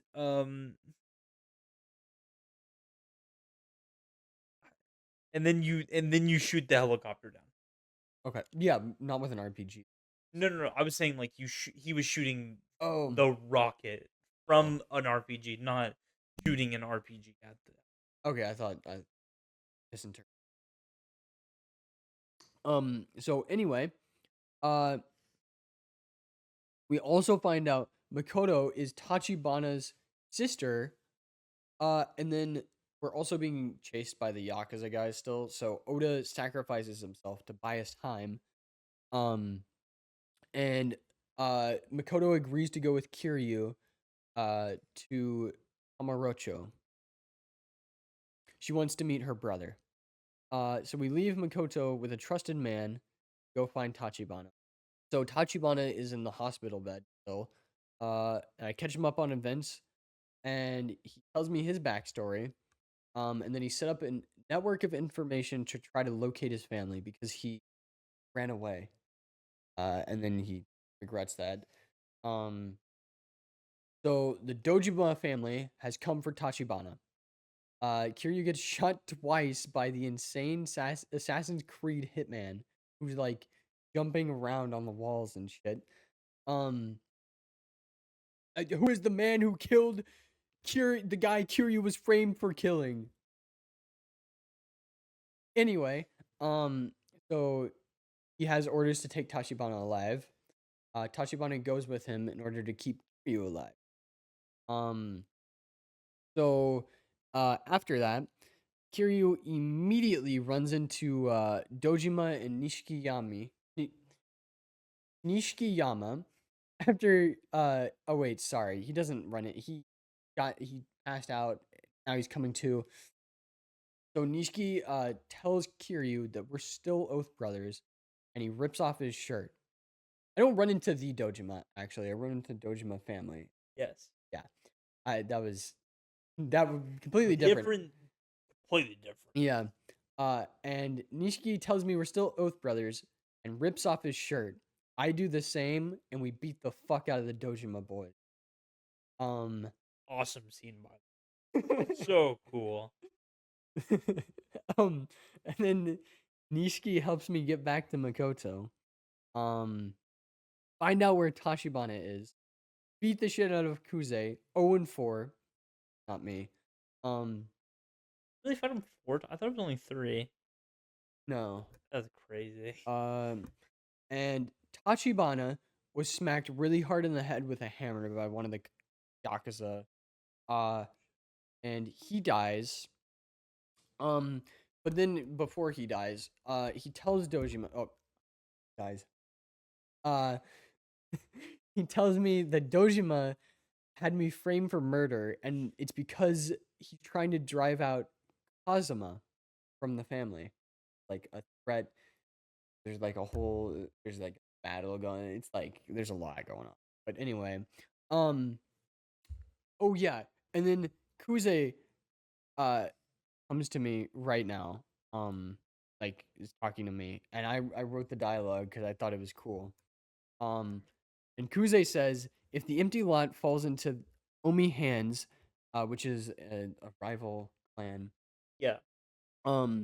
They'll take over the revitalization project. They'll march on Tokyo, declare an all-out war on the Tojo clan. Kiryu says, I don't give a damn. Kuze says, Kiryu, give us the girl. You plan on making an enemy out of the entire Tojo clan? Kiryu says, you lay one goddamn finger on Makoto Makimura, and I'll bury the Tojo clan. God damn. You're better than Majima. Anyway, one of the top hardest lines in all of Yakuza, right? Yeah. Like number 1 maybe? Okay. So I carry Tachibana out of there after the mild conversation with Kuze. Makoto meets her brother, and then it swaps to Majima. By the way, Makoto, like, he's dead, or Tachibana's dead. Anyway, back to Majima. He's going out looking for Makoto. And the Shimano family leader wants to speak to him, which is the family he got kicked out of. Who was an ugly son of a bitch, by the way. I don't know. He's the big bald guy. Yeah, yeah, he is. And he tells Majima that if he gets Makoto to sell the land to Shimano, he'll get back in the Yakuza. Third thing, if you do this other thing, so he's told by the Shimano family leader that finding Nishiki, I like bent my finger. I don't know how. It's a good finding Nishiki is a good way to get to Kiryu. So Majima goes to he beats the shit out of Kashiwaga, which is, by the way, the guy second in command behind Kazuma, who's now like kind of running it because Kazuma's gone. So beat the shit out of Kashiwaga, who we previously explained his importance. And he tells Majima where to look for Nishiki. So beat the shit out of Nishiki. He tells Majima that Makoto ran off and they're looking for her. He asks for Majima's help to find her. And Majima does. He finds her on top of a roof overlooking the empty lot. She's actually regaining her sight. So Majima convinces her to go eat with him. Inklings of a romance are blooming on the outing. And so we're supposed to meet on the roof above the empty lot the next night. Instead, Yakuza men try to kill Majima. And then Majima beats them, and they tell him where Makoto is. And she's actually getting ready to sign over to the Dojima family. And she demands the Dojima lines up the 3 captains of the family for her. And that's her price for the plot, which he wants them dead. Because they are responsible for Tachibana's death. Yes. Yeah. So Majima bursts in right as they shoot her. Then they escape in a helicopter as Majima rips off his shirt and beats the shit out of all the other Yakuza left. And we have a flashback to the conversation after he's done beating the shit out of them with Dojima that Makoto has. And Dojima tells Makoto that if they continue with their revitalization project right now, a problem would arise if the owner of some of the land made a claim and sued them in court. But if the owner never makes a fuss, then there's no problem. So that's why he shoots her. Makoto goes unconscious in Majima's arms. Man that bad Yakuza man previously shot comes out and has his men rush her to the hospital. Majima is informed that Makoto is currently in a coma, and they're taking her to a more secure location. Majima has a new mission to end it all, in what he says exactly. It sounds like he's going after the Dojima family. The Dojima family plans to wipe the Kazumas. They see them as traitors for working with Tachibana. Back to Kiryu. Kiryu finds out that Kazuma's plan is to put Sarah, the man who rushed Makoto to the surgery, where I start putting to put That's who you're talking. yeah, Sarah, at the head of Tojo. So Kiryu hurries to Kazuma building to try to help against Dojima. Meet Kuze again, this song might be my favorite. I don't remember it, but it's probably pretty fire. He's 0-5, which I write 3 times. 05, 05, 05. Kuze tells me where to find it. Oh, so yeah, Sakawa, which is not his actual name, but that's his name now. Sakawa is leading a raid on a boat thing, question mark, against the family helping Makoto. Either way, I'm headed there to stop him from from getting to Makoto and such and all. Is what I His wrote. name's Sagawa. No, it's Shibusawa. Oh, Oh, I know.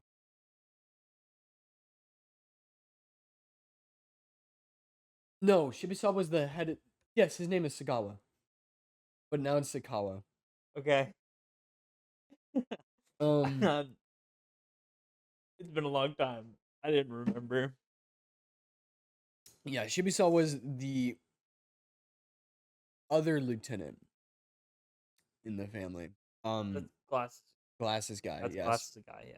Glasses guy is the one leading the raid right now. Because he's the brains. Because he has glasses. So, Majima is heading out to get revenge on the Dojima thing. The whole clan. He's getting revenge on them. Majima is also very badass. I felt like writing, just in case you didn't know. Kiryu and Nishiki pull up on Shibusawa's raid, and Kashiwaga. Kashiwagi the is guy the that- leader of the Yes, Zama family. Yeah. yes. It- He. It's late. It's late. It's It's 2 a.m. God, and I'm used to going to sleep at 10 p.m. now. So Hashiwaga pulls up with the Kazama family and they start fighting all the other guys that were doing the shit. So Nishiki and Kiryu lay down waves of Yakuza. Nishiki has to stay behind after they beat their asses. By the way, this combat section was the most frustrating for me because the guys with the guns start Okay. coming out. Yeah. So part of the game is sometimes people have weapons. If you don't have the right upgrades, you can't block them or do anything about it. No, and I it's- couldn't like dodge it or anything. No, but you get shot, you lose half your health, and then if you get hit by a weapon, you goes. Yeah, and then he falls to the ground. Yeah, and then you have to like mash to get up. And then while you're like on the ground and mashing, people are able to kick you. Yeah, and Oh. you literally cannot. I mash super fast. I think it's after a certain amount of time. Yeah, I don't even it's think gotta be. I don't think the sometimes you mashing- can't mash fast enough before you die. Yeah, no, I think it is. You have to be on the ground a certain. Mm-hmm. Anyway, yeah, that I had to retry this bit like 4. But so Nishiki has to stay behind after that and hold him off so Kiryu can get to Shibusawa. We make it to Shibusawa, and he has Makoto in a wheelchair, and Nurse with him driving the wheelchair. And then we swap back to Majima. He's chopping his way through the Yakuza right now as well. Majima comes up on Awano, who is one of the other lieutenants. Awano rips his shirt off. Majima rips his shirt off. They fight. This song is fire as well. And Oh yeah, you remember that? Majima fights Awan. Yeah. I kick his ass. Master Hitman Assassin fucking kills Awano. Dojima walks in behind him.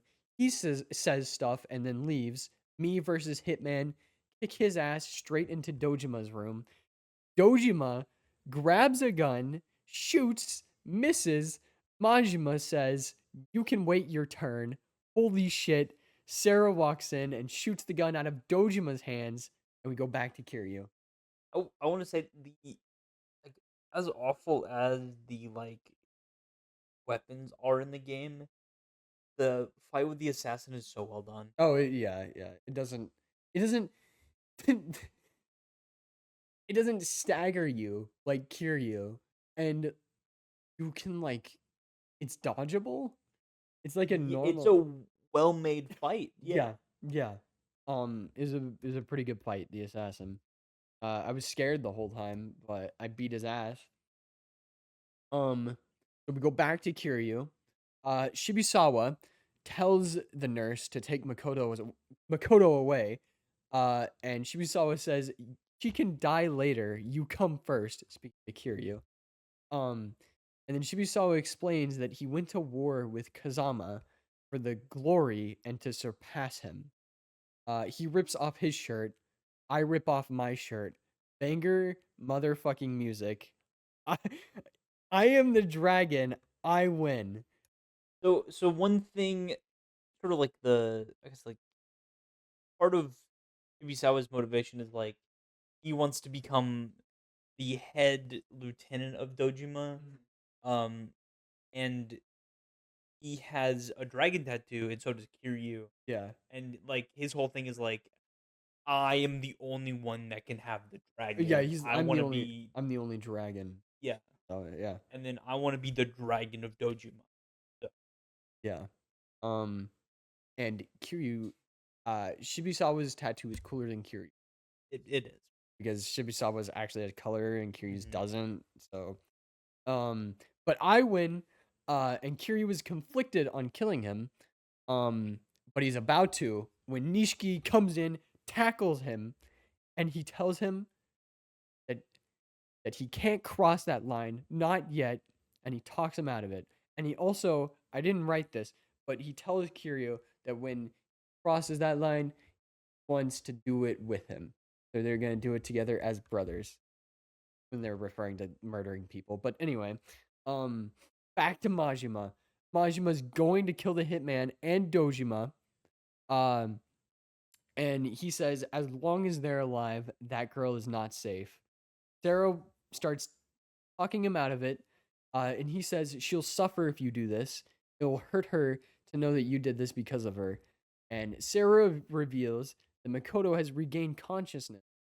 And he also reveals that the empty lot is now in his name, and his asking price is 100 billion yen. And then he says this is the end of the Dojima family. So, uh, he didn't even need an asking price. He just fuck him. Fuck Dojima. All of the money, I all of it. give me everything. This is it said in 1985 too. Yeah, so that's a that's lot like of $1 money. billion in 1985. There's a lot more money than Yeah. Uh, so he's going to use the hitman's testimony to bring down Dojima, and will hold Dojima in custody with his family, make sure he doesn't escape. And told Majima to take credit for betraying the Tojo family to Shimano, the leader of his ex-family. So we flash forward to a month later. This is moving fast, by the way. I sped through that, but that is crazy. It happens that quick, kind of.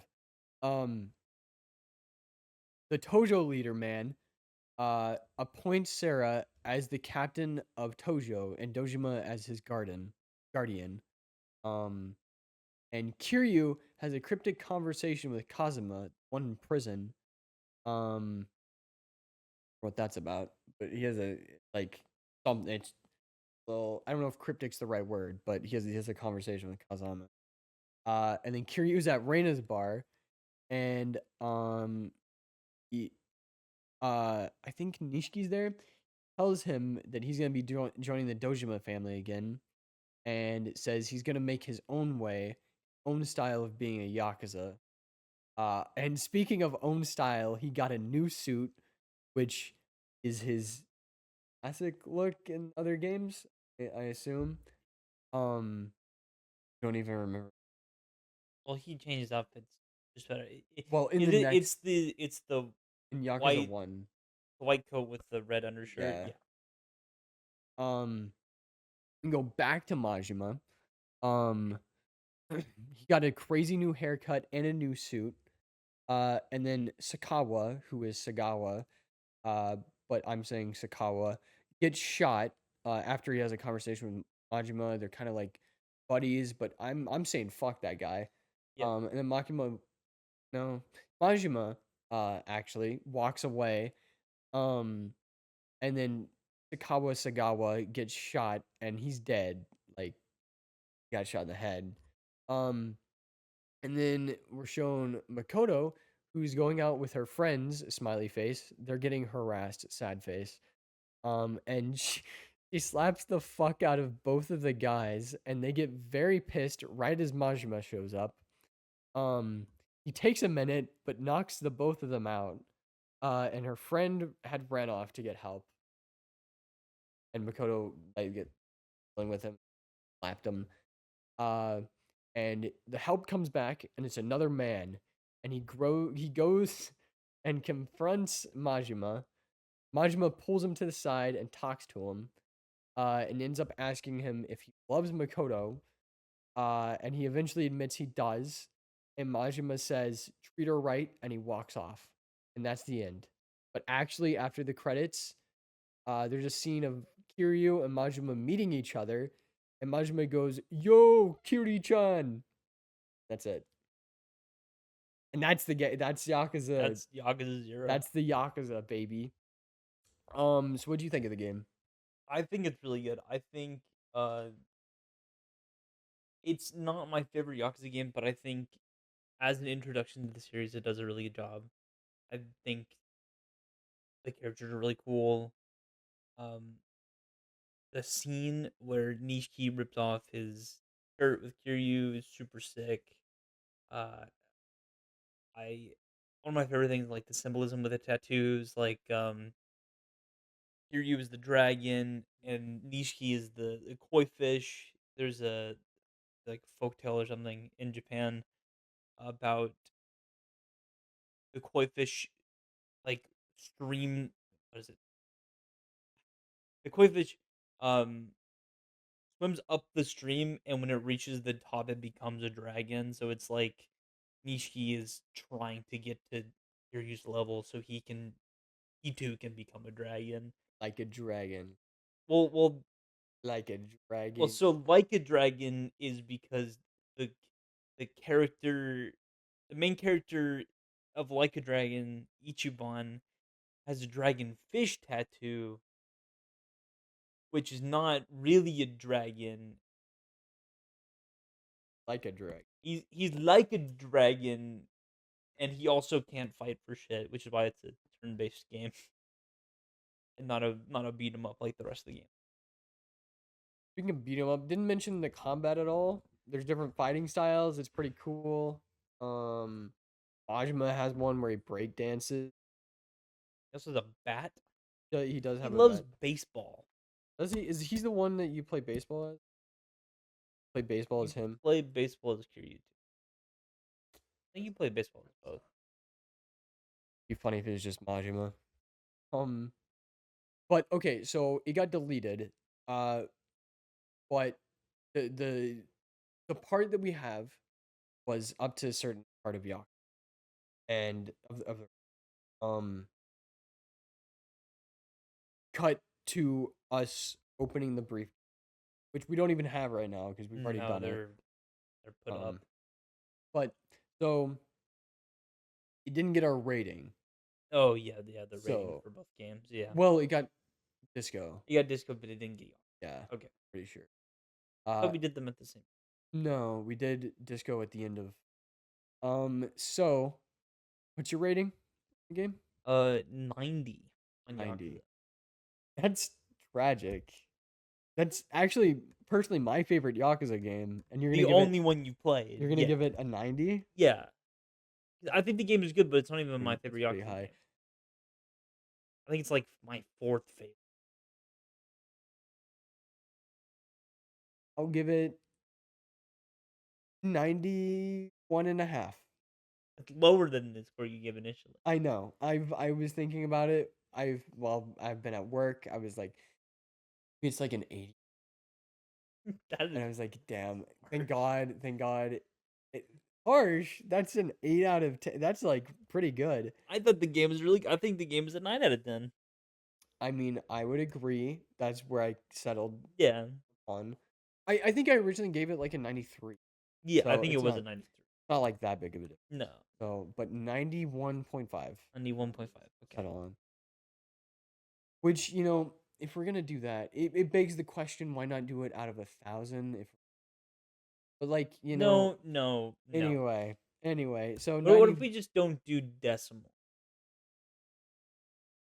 Just do 91. Oh, Is it 91 or is it 92? that's the problem.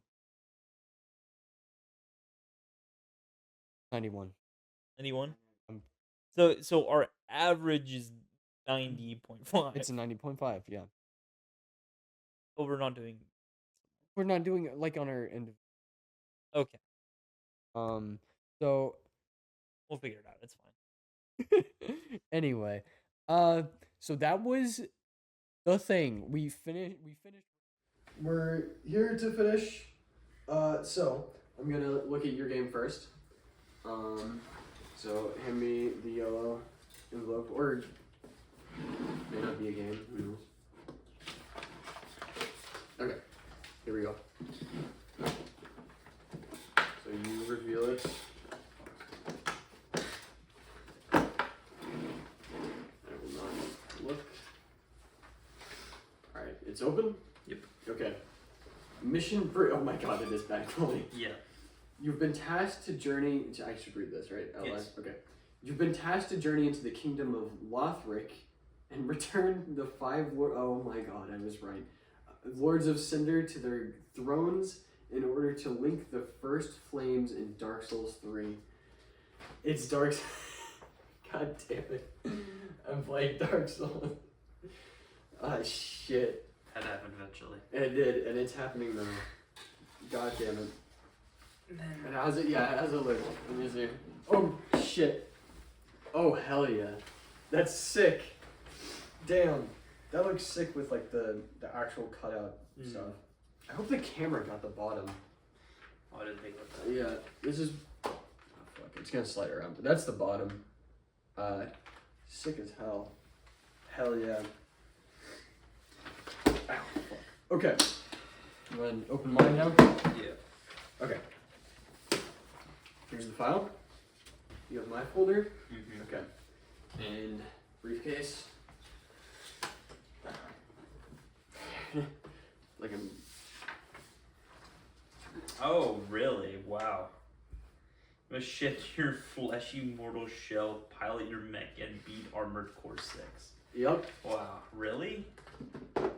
I have no idea. Oh. Nice one. Oh, shit. That's a Kirby mech. The Homer Simpson.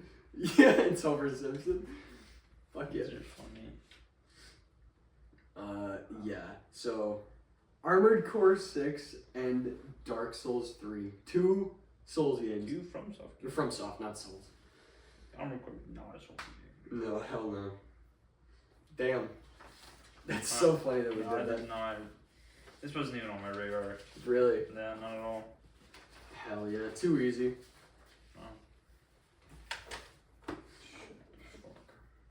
Oh. Alright. There's your briefcase, sir. And there's mine. Alright. So that was the thing. We finished recording finally. And I watched back on the recording from us opening the briefcases. And shockingly, we're not very enthusiastic about much. And we're kind of like, we're never doing this again. Well, it was 4 a.m. I had work. I think I cried after I cried after we stopped recording. It was an emotional experience. Yeah. So we're back. This is the first episode. It's like 2 months in the making. Maybe. I mean, like, if you don't like getting all the stuff together, it's been like a good 3-4 months in the I don't know. It's been a bit. We're back. What else do we have to say? Doing Dark Souls 3. This will be at the end of it. This will be Yeah, after. you can like cut Yeah. it. Yeah. Yeah, so we're doing Dark Souls 3 and Armored Core 6. Yeah. And so this first episode was kind of it was pretty. I'm not very confident about it. I'm sure you're not. No, Well, no. I think even the disco recording was not good. I yeah, don't think. I think this one was better than the disco, Yeah. but I think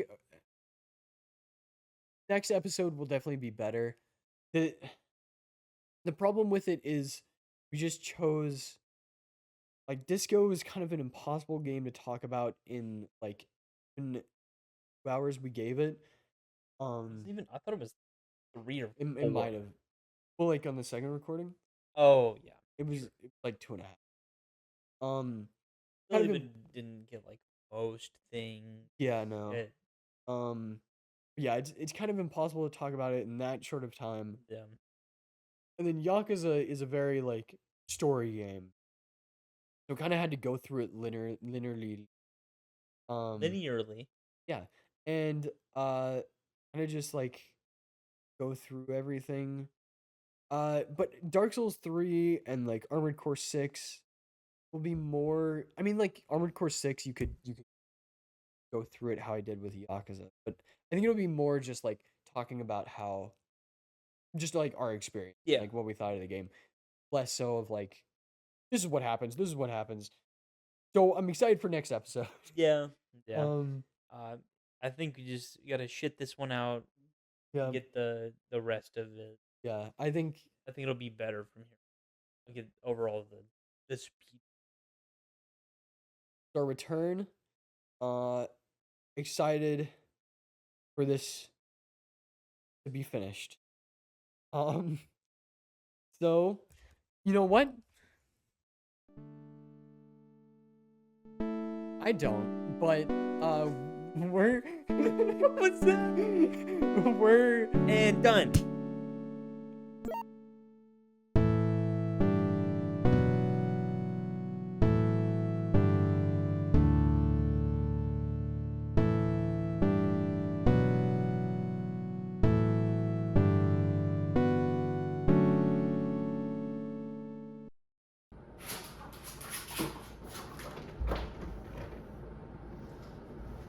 Asshole.